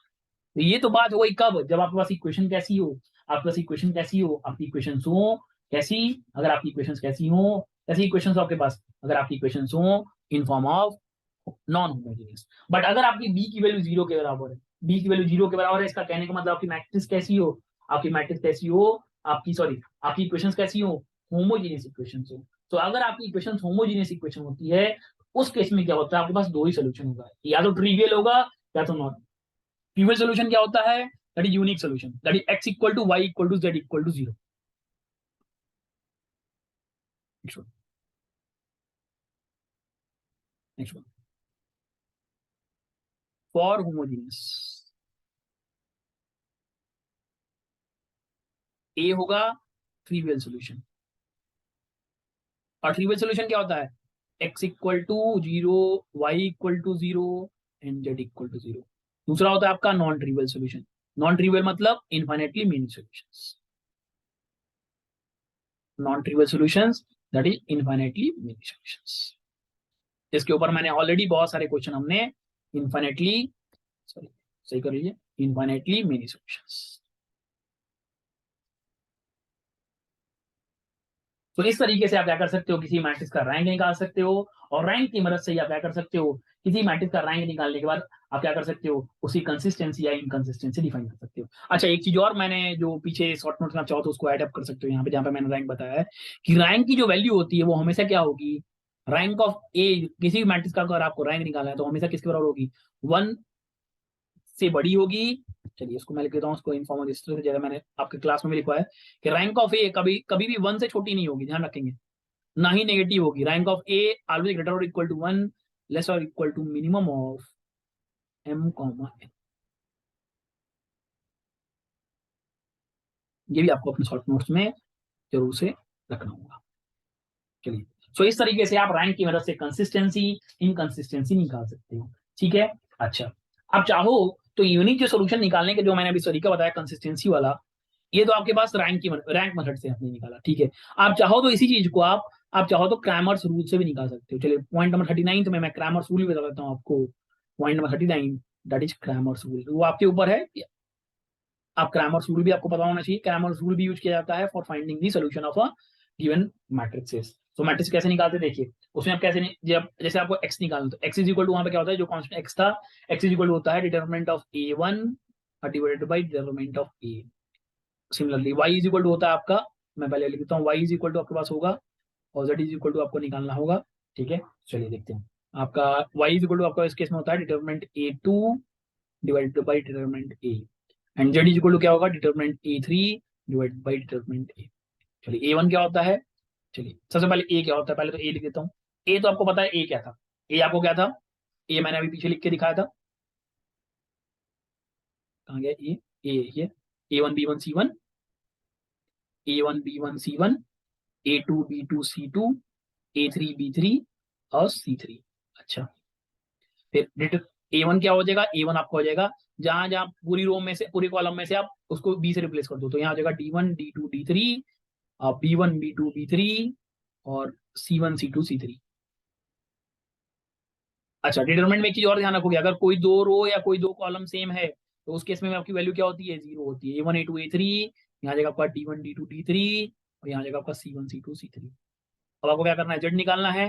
Z के केस में आपका ए थ्री क्या हो जाएगा, मैं यही लिख देता हूँ, तो is equal to A one A two A three, हाँ B one B two B three और यहाँ आ जाएगा आपका बी थ्री, यहाँ आ जाएगा आपका D one D two D three. Determinant निकालोगे और डायरेक्टली आप चाहो तो यहाँ से भी एक्स वाई जेड आप निकाल सकते हो। क्लियर है कि आप किस तरीके से ये सॉल्व आउट करोगे, समझ में आया चीजें। चलिए आगे बढ़ेंगे और अब बात करेंगे आपका next topic, next point, eigen value eigen vector के बारे में। पॉइंट नंबर 48, बहुत जरूरी चीज है। सबसे पहली चीज आपको क्या निकालने आनी चाहिए, कैरेक्टरिस्टिक इक्वेशन क्या होती है। सो कैरेक्टरिस्टिक इक्वेशन क्या होती है, चलिए देखते हैं। हटाइए इसको जरा से, यहाँ लिख देते हैं आप इसको characteristic equation. Characteristic equation of any matrix, it is equal to determinant of A minus lambda I equal to zero. This is known as characteristic equation. Okay, और now the roots of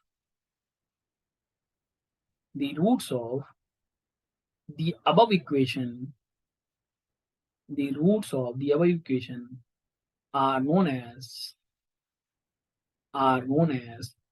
eigen values. उन्हीं को आप क्या कहते हो, eigen values बोलते हो। Clear है कि आइगन वैल्यू का मतलब क्या है, आइगन वैल्यू क्या है।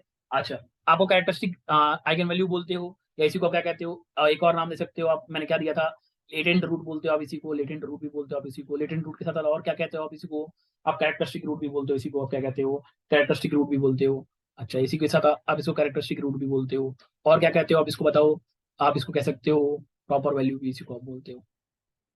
ये इसके अलग नाम है, आइगन वैल्यू, कैरेक्टरिस्टिक वैल्यू या कैरेक्टरिस्टिक रूट या प्रॉपर वैल्यू, जो आपको बोलना हो आप उसको बोल सकते हो। अच्छा, अब आप क्या करोगे, आइगन वेक्टर क्या होता है, तो अगर आप क्या करोगे, अब आप क्या करोगे, अब देखो, आप मान लेते हो एक वेक्टर मान लेते हैं, ठीक है, जिसके ऊपर मैंने एक स्पेशल लेक्चर भी दिया पूरा वेक्टर के ऊपर। सो अब आपका क्या करना है, एक वेक्टर एक्स मानना होगा, that is X one X two dot dot X N, और आपको एक मैट्रिक्स इक्वेशन बनानी पड़ेगी। हाँ, सो एक इक्वेशन होगी, now equation is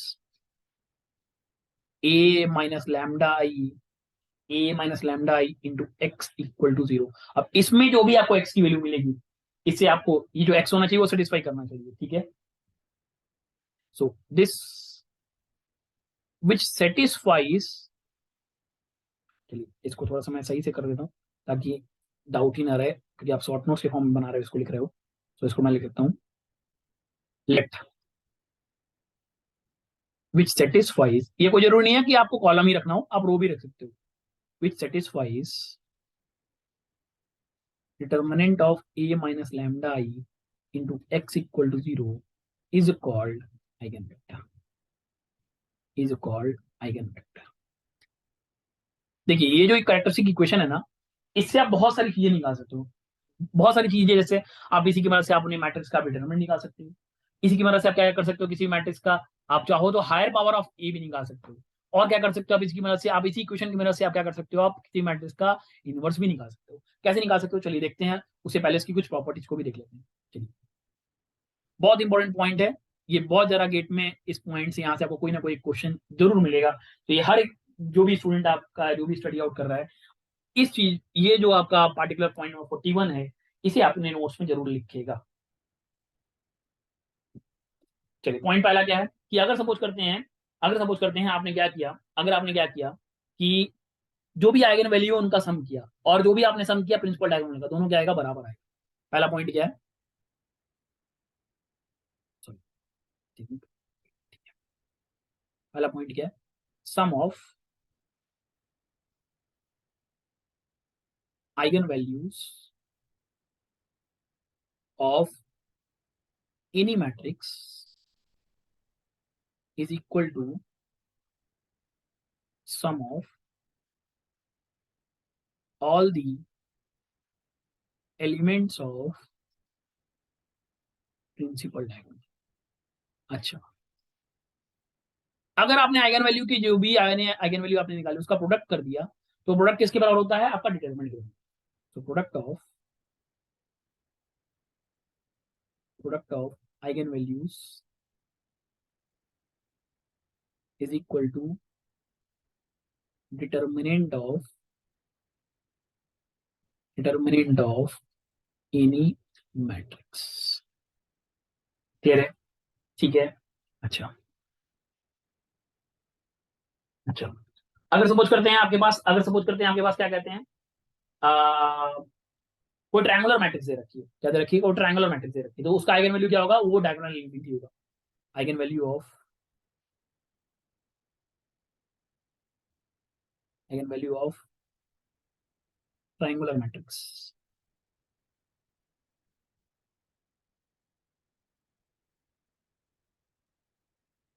elements of principal diagonal के बराबर होता है।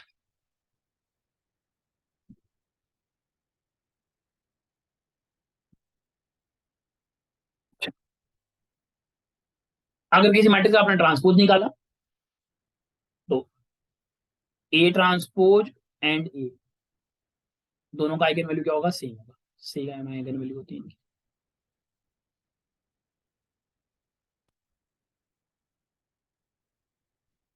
ठीक है, ये भी ध्यान रखोगे आप। कोई भी इडेम्पोटेंट मैट्रिक्स दे रखी है, उसका अगर आइगन वैल्यू किसी ने आपसे पूछा, तो वो क्या होगी, या तो जीरो होगी या यूनिटी होगी। आइगन वैल्यू ऑफ इडेम्पोटेंट मैट्रिक्स, ध्यान रखेंगे, वो कैसे होता है, जीरो होता है और यूनिटी के बराबर होता है सिर्फ। ध्यान रखेंगे ये भी। ठीक है, ठीक है। अगर सपोज करते हैं, if lambda is eigen value of A, then 1/λ is eigen value of A inverse. A inverse, ये भी ध्यान रखेंगे। चलिए, अगला पॉइंट ध्यान रखेंगे कि किसी ऑर्थोगोनल मैट्रिक्स का if lambda is eigen value of orthogonal matrix,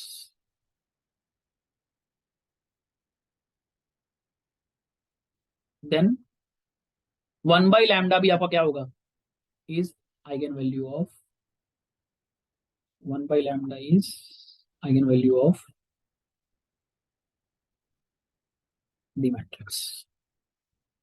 अगर कोई मैट्रिक्स ऑर्थोगोनल है, तो अगर लैम्डा उसका आइगन वैल्यू है तो 1/λ भी उसका क्या होगा, आइगन वैल्यू होगा ही होगा। ठीक है, ठीक है।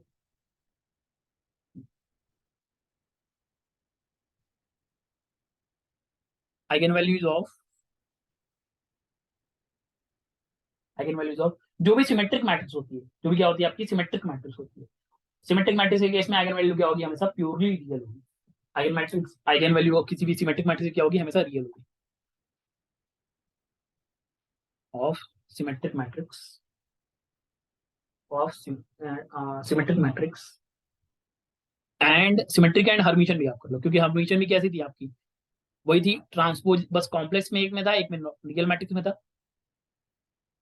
कैसी होती है, real value. Eigen value of skew symmetric and skew Hermitian matrix, वो कैसी होती है, वो या तो प्योरली इमेजिनरी होती है, वो कैसी होती है, प्योरली इमेजिनरी होगी या तो जीरो, प्योरली इमेजिनरी होगी या तो जीरो, कैसी होगी, या तो जीरो। ठीक है, कैसी होगी, या तो जीरो। ठीक है, ठीक है। अच्छा, अगर किसी ने आपसे बात किया, आइगन वैल्यू अगर किसी ने आपसे बात करी, कि अगर बात करते हैं आपसे, किसी ने बात करी eigen value of an orthogonal matrix, वो क्या होगी, हमेशा एब्सोल्यूट वैल्यू 1 होगी। Eigen value of an orthogonal matrix, eigen value of an orthogonal matrix, वो एक एब्सोल्यूट 1 होगा। ये भी आपको ध्यान, ठीक है। अच्छा, कुछ और चीजें जो मैंने आई थिंक पीछे बताना भूल गया ऑर्थोगोनल मैट्रिक्स में, उसको भी आप चाहो तो यहाँ पे नोट कर सकते हो। चलिए, पॉइंट नंबर 42 के फॉर्म में, चलिए 42 से पहले कुछ आइगन वैल्यू की और बता देता हूँ। अच्छा, अगर सपोज करते हैं if lambda is eigen value of, eigen value of A, then lambda raise to power N is eigen value of A raise to power of A raise to power. ठीक है, चलिए एक और कुछ पॉइंट्स और orthogonal matrix के बारे में बात कर लेता हूँ, कुछ थोड़ी सी चीजें, कि किसी भी ऑर्थोगोनल मैट्रिक्स का इनवर्स भी क्या होगा, ऑर्थोगोनल होगा। इनवर्स ऑफ ऑर्थोगोनल मैट्रिक्स कैसा होगा, ऑर्थोगोनल होगा। तो अगर ये ऑर्थोगोनल होगा, इसका मतलब यूनिटरी मैट्रिक्स का भी यूनिट आपका कैसा होगा, इनवर्स यूनिटरी होगा। क्यों, क्योंकि ऑर्थोगोनल मैट्रिक्स पे वर्क करती है, वो वर्क करती थी आपकी रियल मैट्रिक्स में, ए ट्रांसपोज। यहाँ पे भी ए ट्रांसपोज होता है, बट वो किसका होता है, कॉम्प्लेक्स मैट्रिक्स का होता है। ए sorry, not orthogonal, unitary matrix, inverse of unitary matrix, वो कैसा होगा, वो भी यूनिटरी होगा। तो अच्छा, क्लियर चीज। अच्छा, अगर किन्हीं दो ऑर्थोगोनल मैट्रिक्स का प्रोडक्ट करते तो वो भी कैसा होगा, ऑर्थोगोनल होगा, प्रोडक्ट ऑफ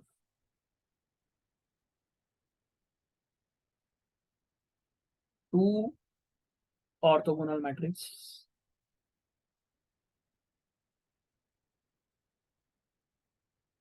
ऑर्थोगोनल होगा, ध्यान रखना चाहिए। ठीक है, ठीक है। अच्छा, अगर प्रोडक्ट ऑर्थोगोनल है, इसका मतलब क्या है, ट्रांसपोज भी ऑर्थोगोनल होगा। ट्रांसपोज ऑफ ऑर्थोगोनल मैट्रिक्स, वो भी क्या होगा, ऑर्थोगोनल होगा। क्लियर है चीजें, राइट। चलिए आगे बढ़ते हैं, और मैंने आपको ये बता दिया, आइगन वैल्यू की सारी प्रॉपर्टीज बता दी। चलिए आइगन वैल्यू में ही अ, यहीं पे मैं एक और पेज ऐड कर लेता हूँ, आइगन वैल्यू को थोड़ा सा और इसमें और पॉइंट्स ऐड अप करा देता हूँ। अगर सपोज करते हैं, अगर आपसे सपोज करते हैं if lambda is eigen value of ए,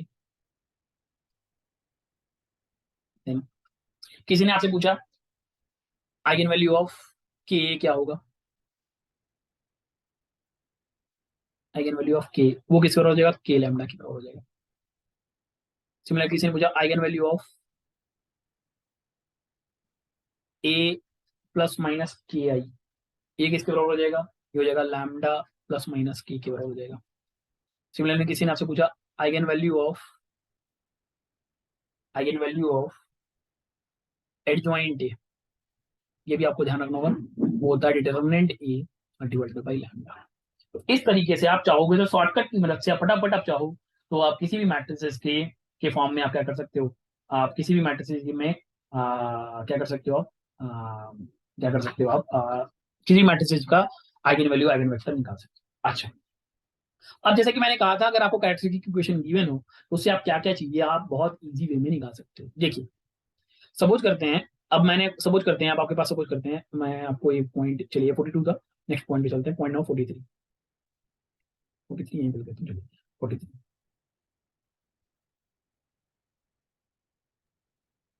अगर सपोज करते हैं, ध्यान रखेंगे जो भी ये रूट बताने जा रहा हूं आपको, ये आपको काफी यूज करना है 2x2 और 3x3 मैक्सिमम, उससे ज्यादा हायर पावर पे आप यूज नहीं करोगे, ठीक है। तो सपोज करते हैं, अगर सपोज करते हैं कि लेट आपके पास कोई मैट्रिक्स गिवन है A B, any matrix of order 2x2 और 3x3 विद, हाँ 2x2 और 3x3, ठीक है। और आपको क्या करना है, find A raise to power N करना है। तो A raise to power N निकालने के लिए आप देखो कैसे करोगे, आप लिखोगे क्या, ध्यान रखना ये चीज, A raise to power n it is equal to a constant C1 into A plus C2 into I. ध्यान रखना है ये आपको कांस्टेंट याद रखना है। अच्छा, अब आपको याद होगा मैंने एक थ्योरम पढ़ा है आपको, कैली-हैमिल्टन थ्योरम। कैली-हैमिल्टन थ्योरम क्या कहता है कि कोई भी मैट्रिक्स अपने गिवन कैरेक्टरिस्टिक इक्वेशन को सेटिस्फाई करती है। कि अगर सपोज करते हैं आपके पास कोई भी कैरेक्टरिस्टिक इक्वेशन दी हुई है, जैसे सपोज करिए, इसको एग्जांपल को समझने के लिए मैं क्या कर सकता हूँ, फॉर एग्जांपल मैं कोई मैट्रिक्स ले लेता हूँ, ए इज इक्वल टू, सपोज करते हैं मैं कहता हूँ 2 -1 3 और 4 है, ठीक है। और मुझे क्या निकालना है, ए रेस टू पावर 8 निकालना है, क्या होगा, चलिए देखते हैं कैसे करेंगे, चलिए देखते हैं कैसे करेंगे। तो अब क्या करोगे, सबसे पहले कैरेक्टरिस्टिक इक्वेशन क्या होती है, A minus lambda it is equal to 0। So A minus lambda ही निकालो, तो ए माइनस लैम्डा क्या हो जाएगा, 2 माइनस लैम्डा -1 3 4 माइनस लैम्डा। देखिए एक तो तरीका है, आप ए की पावर 8 कैसे निकालोगे, पहले आप ए स्क्वायर निकालो, फिर ए की पावर 4 निकालो, फिर ए की पावर 4 इंटू ए की पावर 4 करो। इन सब चाहो तो इस तरह से डायरेक्टली भी कर सकते हो, कैसे करोगे चलो देखते हैं, अभी देख रहे हैं। चलिए अब यहाँ से क्या करो आप, 2 minus lambda into 4 minus lambda -3 बराबर 0। तो ये हो गया आपका, ये यहाँ से गया 4 to 8 minus lam minus sorry sorry sorry sorry -2 lambda -4 lambda it is -6 lambda minus minus plus lambda square और -3 बराबर 0। तो ये हो गया लैम्डा स्क्वायर -6 लैम्डा प्लस 5 बराबर 0। तो ये क्या आ गई आपकी कैरेक्टरिस्टिक इक्वेशन आ गई, ये क्या होगी आपकी कैरेक्टरिस्टिक इक्वेशन होगी, right. Now as per Cayley Hamilton theorem, Cayley Hamilton theorem Cayley Hamilton theorem क्या कहता है, every matrix satisfies its characteristic equation, that is a square -6a plus 5i बराबर 0। ये भी तो होगा, ध्यान रखोगे। कैली-हैमिल्टन थ्योरम क्या कहती है, इसको आप चाहो तो अंडरलाइन भी कर लो, मैंने ऐसे मेंशन भी नहीं करा है, चलिए आगे मेंशन भी करा दूंगा कि कोई मैट्रिक्स अपनी कैरेक्टरिस्टिक इक्वेशन को हमेशा क्या करेगी, सेटिस्फाई करेगी। चलिए अब आपको क्या करना है, ए रेस टू पावर 8 निकालना था। अब ए रेस टू पावर 8 में आपने क्या लिखा, ए रेस टू पावर एन निकालने के लिए, अब ए रेस टू पावर 8 कैसे निकालोगे, तो ए रेस टू पावर 8 हो गया, अब देखोगे A raise to power 8 is equal to C1a plus C2i, right right. आपको क्या चाहिए, C1 और C2 चाहिए, आपको क्या चाहिए, C1 और C2 चाहिए। चलिए अब देखिए, अब कैसे करोगे, अब आपने लिख दिया, आपको क्या चाहिए, C1 C2 चाहिए। सबसे पहले आप क्या करो, अब यहाँ से अपना कैरेक्टरिस्टिक रूट निकाल लो। कैरेक्टरिस्टिक रूट कैसे निकालोगे, चलो निकाल दीजिए, यहाँ से हो जाएगा lambda square -5 lambda minus lambda plus 5 is equal to 0, तो ये हो गया लैम्डा माइनस 5 और ये हो गया lambda minus 1 equal to 0, so lambda equal to 5 and 1 आ गया। अब आपको ये भी पता है कोई भी कैरेक्टर जो भी आपने आइगन वैल्यू निकाली वो इसको सेटिस्फाई करेगी, तो मैं इसको ऐसे भी लिख सकता हूँ lambda raise to power 8 is equal to C1 lambda plus C2, मैं लिख सकता हूँ, राइट। अब आप क्या करो, व्हेन एक बार लैम्डा इज इक्वल टू 5 हो जाएगा, 5 raise to power 8 is equal to C1 into 5 plus C2। एक बार आप क्या करोगे, नेक्स्ट पेज में चलो, व्हेन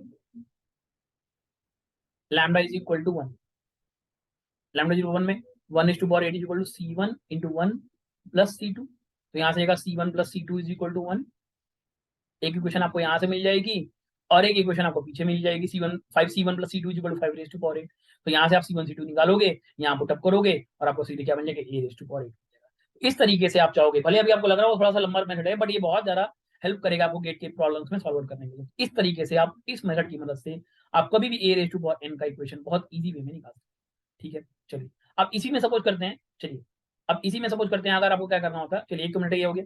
चलिए इसी में आपको आपको क्या करना है, नेक्स्ट पॉइंट में मैं 44 का पॉइंट ले लेता हूँ। इसी में आपको सपोज करते हैं क्या करना होता, इसी में आपको सपोज करते हैं आपको क्या निकालना होता, इन्वर्ट निकालना होता। तो अब इन्वर्ट कैसे निकालते हैं, इन्वर्ट निकालने के लिए देखो कुछ नहीं करना है, ये जो कैरेक्टरिस्टिक इक्वेशन आई ना जो आपने CH थ्योरम से सेटिस्फाई कराई, अब क्या कर, जैसे फॉर एग्जांपल के लिए अब क्या करना है, CH थ्योरम वाली इक्वेशन में A इन्वर्स से मल्टीप्लाई कर देना है। ठीक है, सो फॉर एग्जांपल के केस में, फॉर एग्जांपल अगर मैं लिखूं इन the last problem, in the last problem, एक बार चाहो तो आप चेक कर सकते हो मल्टीप्लिकेशन सही है कि नहीं पहले। चलिए तो हाँ, 2 4 जा 8 minus 2 lambda minus 4 lambda minus 6 lambda और this plus lambda square minus 3, 8 minus 3 5 आ गया, 6 लैम्डा। ठीक है, चलिए तो अभी आपको क्या करना है, देखिए आपको कैरेक्टरिस्टिक इक्वेशन थी पीछे in the last problem, a square minus 6a plus 5i equal to 0 था। और क्या करो, a square minus 6a is equal to, यहाँ से माइनस 5i लिख लो, पूरी इक्वेशन में a इनवर्स से मल्टीप्लाई करो। ठीक है, अब a इनवर्स से मल्टीप्लाई करो तो क्या हो जाएगा, a square into a inverse minus 6a a inverse it is equal to minus 5a inverse. तो यहाँ से देखिए जरा आपका a इनवर्स क्या आ रहा है, this implies a inverse is equal to minus 1/5 in the bracket. यहाँ आ जाएगा आपका a square into a inverse, तो a into a into a inverse, a into a inverse क्या हो जाएगा i, तो यहाँ हो जाएगा आपका a, ये क्या हो गया आपका माइनस 6i हो गया। तो देखिए इस तरीके से आप क्या चाहोगे तो आप a इनवर्स भी निकाल सकते हो। तो ये तरीका है आपका eigen value sorry characteristic equation से भी आप इनवर्स निकालना चाहो तो निकाल सकते हो। ठीक है, अच्छा एक और पॉइंट आपका, अगर आपको क्या करना है, अगर आपको क्या करना है किसी भी मैट्रिक्स का डिटरमिनेंट निकालना है यूजिंग योर कैरेक्टरिस्टिक इक्वेशन, क्या करना है यूजिंग योर कैरेक्टर। ठीक है, अब अगर आपको सपोज करते हैं कोई भी डिटरमिनेंट निकालना है, क्या किया वो आपको डिटरमिनेंट निकालना है किसी भी गिवन मैट्रिक्स का, और अगर आपके पास कैरेक्टरिस्टिक इक्वेशन दी हुई है, सपोज करते हैं आपका कैरेक्टरिस्टिक इक्वेशन इस फॉर्म में दी हुई है, लेट, बहुत इंपॉर्टेंट है शॉर्टकट, यदि आपको ये मिलेगा नहीं, let the characteristic equation B, characteristic equation of A N cross N matrix B, मान लेते हैं आपके पास है lambda raise to power N plus A lambda raise to power N minus 1 plus so on,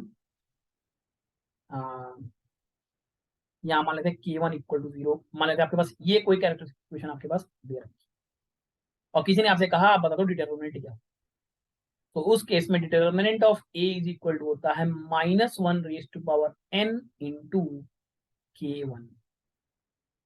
ठीक है, तो ये शॉर्टकट आप ध्यान रखोगे जहां पे एन क्या है आपका ऑर्डर। फॉर एग्जाम्पल के लिए अगर मैं बात करूं, मान लेते हैं मैंने कोई मैट्रिक्स मानी 5 2 1 4। ठीक है, अगर आप ऐसे डिटरमिनेंट निकालो, डिटरमिनेंट ये कितना आ जाएगा, यहाँ पे 5 टू 10 माइनस 4, देखिए 6 आ रहा है। चलिए इसका मैं कैरेक्टरिस्टिक इक्वेशन निकाल दो, 5 minus lambda into 2 minus lambda minus 4 equal to 0, so हो जाएगा 5 to 10 minus 5 lambda minus 2 lambda sorry, हाँ minus 5 lambda minus 2 lambda minus 7 lambda और minus minus plus plus lambda square minus 4 equal to 0। जरा देखिए क्या आ रहा है, ये आ रहा है लैम्डा स्क्वायर माइनस 7 लैम्डा और प्लस 6 बराबर 0। तो मैंने क्या कहा, आपको अपना इक्वेशन देखनी है, उसका ऑर्डर क्या है 2 क्रॉस 2 है, so determinant of A is equal to -1 raise to power 2 into last value constant कितनी है 6, तो वैल्यू क्या आ गई आपकी 6 आ गई। तो देखिए दोनों सेम आ गई। तो इस तरीके से आप इस ट्रिक की मदद से आप चाहोगे तो किसी भी characteristic equation given characteristic equation का क्या कर सकते हो, गिवन मैट्रिक्स का आप क्या कर सकते हो डिटरमिनेंट तुरंत निकाल सकते हो। समझ में आया, तो किसी भी आप गिवन कैरेक्टरिस्टिक इक्वेशन यदि आप चाहो तो अपनी मैट्रिक्स का डिटरमिनेंट निकाल सकते हो। चलिए आगे बढ़ेंगे और अब बात करेंगे हम आपका पॉइंट नंबर 46 जो मैंने वहां पर मेंशन किया था, फिर से लिख देता हूँ। As per Cayley Hamilton theorem every matrix every matrix satisfies its every matrix satisfies its characteristic characteristic equation. ठीक है, समझ में आया, कैरेक्टरिस्टिक इक्वेशन को सेटिस्फाई करेगा। तो यहाँ पे हमने अभी तक क्या क्या देख लिया, हमने आपका देख लिया कि कैसे आप किसी भी मैट्रिक्स को डिफाइन करोगे, उसका शॉर्ट नोट्स कैसे बनाओगे, शॉर्ट मैट्रिक्स के बारे में आपने देख लिया।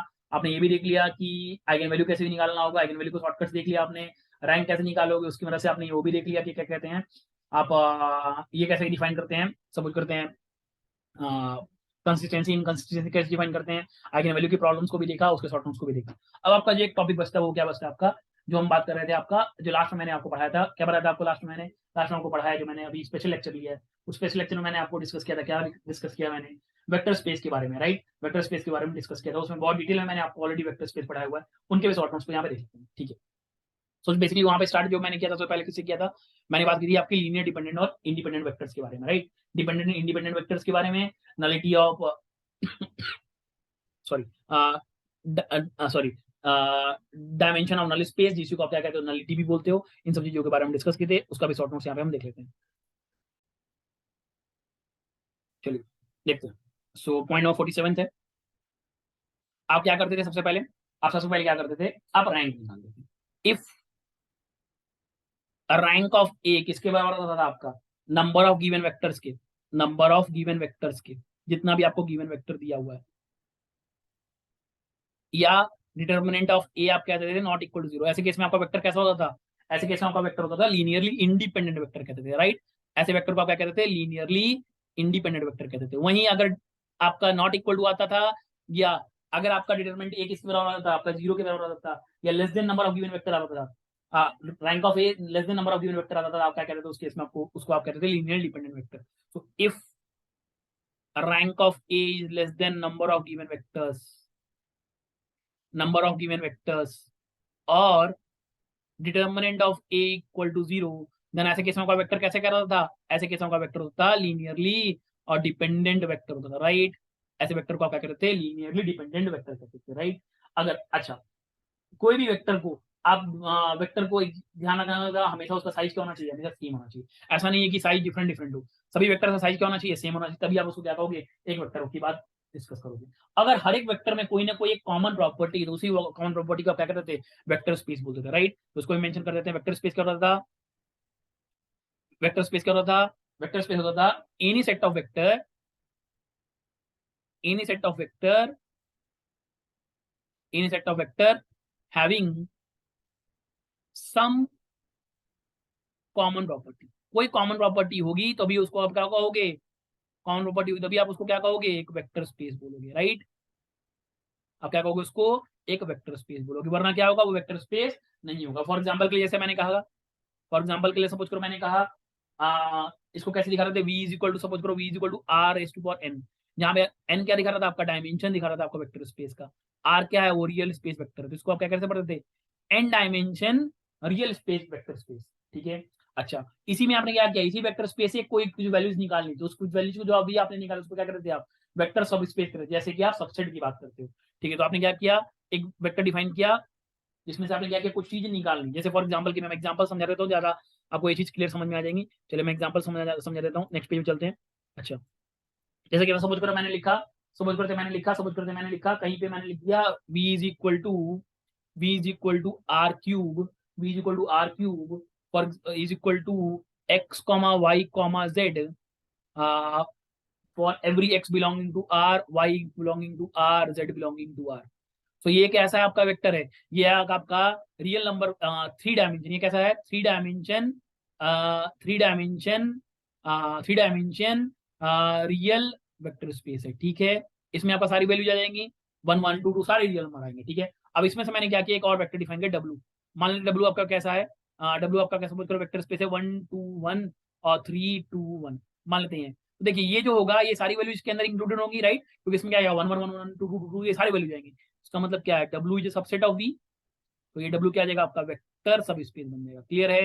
वेक्टर सब स्पेस और वेक्टर स्पेस क्या होता है, तो इस तरह से आप वेक्टर सब स्पेस, वेक्टर स्पेस भी आप क्लियरली एक्सप्लेन कर सकते हो। ठीक है, अच्छा, अब आपने क्या किया, अब आपको क्या करना होता, अगर आपको क्या करना है, किसी भी वेक्टर का लीनियर स्पैन निकालना होता, राइट। लीनियर स्पैनिंग, स्पैनिंग कैसे करते थे, स्पैनिंग करने के लिए आपको क्या करना होता, उसका लीनियर कॉम्बिनेशन बनाना था, जिसके बारे में ऑलरेडी डिटेल में मैंने बताया हुआ लीनियर कॉम्बिनेशन और लीनियर स्पैन कैसे करते, तो मैं डायरेक्टली बस यहाँ पे बता देता हूँ लीनियर स्पैन क्या होता है। सो नेक्स्ट पॉइंट नंबर 48 आपका पॉइंट था लीनियर स्पैन के बारे में। लीनियर स्पैन आपका कैसे डिफाइन करते थे, लीनियर स्पैन क्या होता था, लीनियर स्पैन करने के लिए आपको क्या होता है, स्पैनिंग करनी होती थी। ठीक है, कैसे आप स्पैनिंग करते थे, लीनियर स्पैन करने के लिए आप स्पैनिंग कैसे करते थे, देखिए स्पैनिंग करने के लिए आप ध्यान रखते थे लीनियर स्पैन कैसे करते थे, कि सपोज करते हैं मैंने कहा कि सपोज करते हैं आपके पास, मान लेते हैं आपके पास कोई वेक्टर स्पेस वी है, मान लेते हैं आपके पास वेक्टर स्पेस वी है, V1 और V2 डॉट डॉट Vn, और मेरे पास मान लेते हैं एक्स वेक्टर है, x1 एंड x2 मान लेते हैं, और मैंने कहा v is spanned by x, v is spanned by x, तो इसका मतलब v1 किसके बराबर हो जाएगा, v1 हो जाएगा alpha 1 x1 plus alpha 2 x2।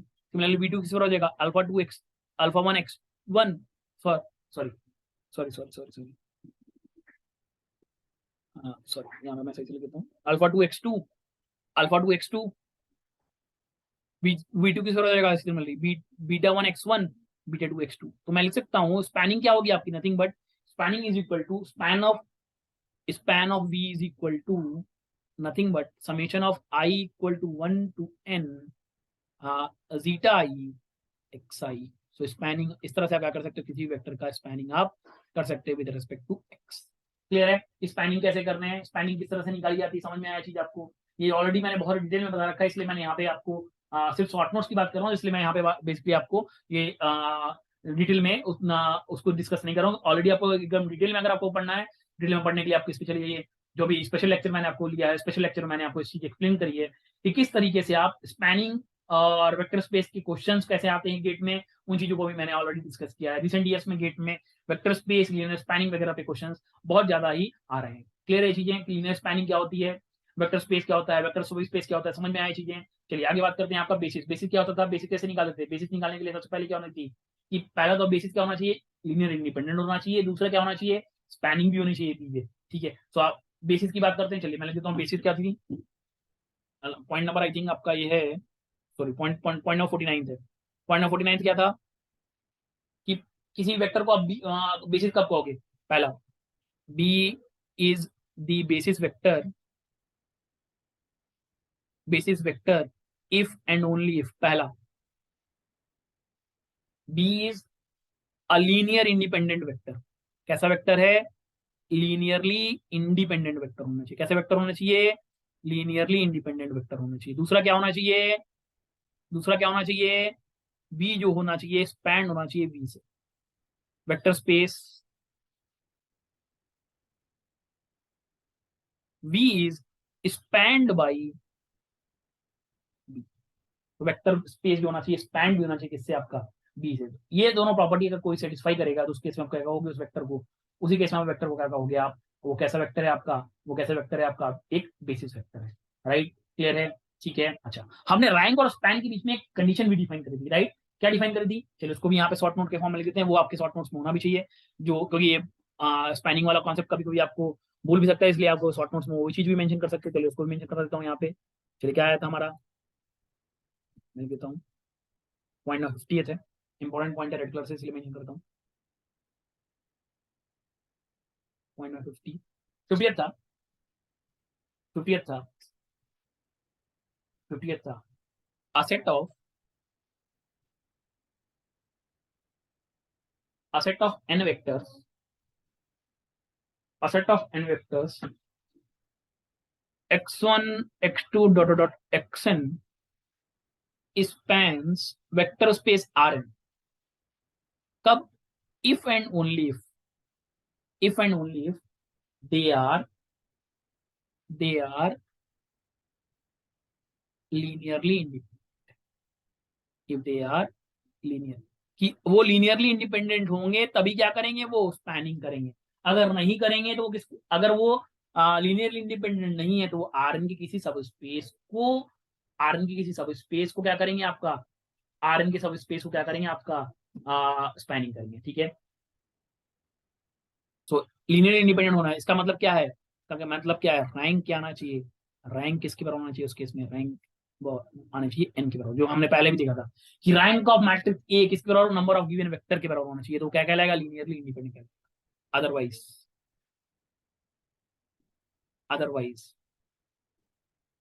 it will span the subspace of Rn, subspace Rn, ठीक है, किसी दूसरे सब स्पेस को Rn को क्या करेगा, स्पैनिंग करेगा। क्लियर है चीजें, समझ में आई बात। चलिए लास्ट पॉइंट आपका था, एक तो ऑर्थोगोनैलिटी और एक और मैंने बात की थी आपकी डायमेंशन की। तो डायमेंशन कैसे निकालते थे, डायमेंशन क्या होता था, जो भी डिस्टिंक्ट एलिमेंट है किसी भी बेसिस एलिमेंट में, तो डायमेंशन क्या होता था, कहाँ गया cursor, point 51, point 51, dimension is dimension of vector space, dimension of vector space, dimension of vector space ये किसके बराबर था, ये होता था number of distinct element in basis vector B, in basis vector B, right. ठीक है, जैसे कि फॉर एग्जांपल के लिए मैं बात करूं कि अगर मान लेते हैं कोई वेक्टर ए है, it is equal to -2y, तो डायमेंशन किसके बराबर हो जाएगा, डायमेंशन ऑफ वेक्टर स्पेस ए क्या हो जाएगा। अब देखिए यहाँ पे आपके पास कौन सा एक वेक्टर है, सिर्फ आई है, तो इसलिए डायमेंशन ऑफ ए क्या हो जाएगा आपका, ठीक है, राइट। चलिए आगे बात करें, आगे बात करें, last point, last 2 point, second point 52, बहुत important point, dimension of null space, it is equal to nullity and it is nothing but it is equal to order of matrix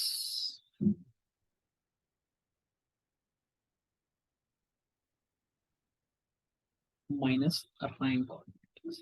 ध्यान रखेंगे, गेट में 1 नंबर का question इसके ऊपर पूछा हुआ है। अच्छा, अगर सपोज करते हैं आपके पास दो वेक्टर v1 v2 हैं, v1 एंड v2 हैं, तो किसी ने आपसे कहा डायमेंशन ऑफ, ये वेक्टर स्पेस है, दो वेक्टर स्पेसेस हैं, तो dimension of v1 union v2, तो ये आपको पता है प्रोबेबिलिटी में already, it is equal to dimension of, dimension को मैं डी से दिखा रहा हूँ अभी, ठीक है, so it is equal to D I M से दिखा रहा हूँ, dimension of v1 plus dimension of v2 minus dimension of v1 intersection v2। तो इस तरीके से आप कर सकते हो, डायमेंशन को डिफाइन कर सकते हो। क्लियर है चीजें, क्लियर है चीजें, ठीक है। अगर आप कोई बात करें आपसे कि कोई भी दो वेक्टर ऑर्थोगोनल कब होगा, कोई नहीं भी दो वेक्टर के ऑर्थोगोनैलिटी की कंडीशन क्या होती है, orthogonality of two vectors is equal to, अगर सपोज करो आपने किसी वेक्टर का ट्रांसपोज किया और उसको उसके वेक्टर से मल्टीप्लाई किया, तो अगर उसकी वैल्यू क्या आ जाए आपको, जीरो आ जाती है, मतलब कि डॉट प्रोडक्ट अगर आपका जीरो होता है तो उसको आप कहते हो ऑर्थोगोनल वेक्टर कहते हो। चलो उसको भी लास्ट में लिख देता हूँ। सो ये आपका यहाँ से आज शॉर्ट नोट्स पूरे हो गए, एक रिवीजन टाइप का भी हो गया आपके लिए, और इस तरीके से आपको समझ में आया कि आप किस तरीके से अपने शॉर्ट नोट्स बना सकते हो। ठीक है, चलिए देखते हैं vectors x1 and x2 are orthogonal if and only if, पहला दे आर नॉन जीरो, दूसरा दूसरा x1 ट्रांसपोज x2 बराबर 0। सो ऐसे केस में आपका वेक्टर क्या कहलाएगा, ऑर्थोगोनल। ठीक है, सो इस तरीके से आप चाहो तो बहुत इफेक्टिव तरीके से आप चाहोगे अपने मैट्रिसेस का या किसी भी चैप्टर का जो भी आप सब्जेक्ट पढ़ रहे हो उन सभी सब्जेक्ट्स का आप शॉर्ट नोट्स बना सकते हो। इन शॉर्ट नोट्स का फायदा क्या होगा, गेट का जब समय कोई भी कॉम्पिटेटिव एग्जाम जो भी आप प्रिपरेशन कर रहे हो उसका जब आप लास्ट में आओगे तो आपको उतनी बड़ी मोटे मोटे नोट्स नहीं पढ़ने पड़ेंगे। देखिए 52 से 53 पॉइंट्स में आप देखोगे तो मैंने पूरी की पूरी मैट्रिक्स जो है कवर अप करा दी, जो मैंने आपको 7 से 8 लेक्चर्स में कवर अप कराई, जो 8 से 9 घंटे मैंने लिए हैं। फिर आपको सॉल्व करने में आपने क्वेश्चन सॉल्व किए होंगे, उसमें भी आपको 20 से 25 घंटे लगे होंगे। तो जो आपने करीब 3 से 4 दिन 5 दिन 6 दिन बैठ के जो मेहनत करी है वो आप चाहोगे तो यहाँ देखोगे around max to max I think 2 घंटे की क्लास होगी है, मैक्स टू मैक्स 1.5 से 2 घंटे की क्लास है। उस क्लास में आप चाहोगे तो ये देखो आप 53 पॉइंट्स में ही आपकी पूरी की पूरी मैट्रिसेस कवर अप कर। तो इस तरीके से आप चाहोगे जिस भी चैप्टर को, जो भी चैप्टर आप पढ़ते जा रहे हो, मैं आपसे रिक्वेस्ट करूँगा कि आप इस तरीके से ही आप शॉर्ट नोट्स बनाओ, जो आपको हेल्प करेंगे फर्दर आपके एग्ज़ाम्स में अच्छा स्कोर करने के लिए। तो thank you all and have a nice day.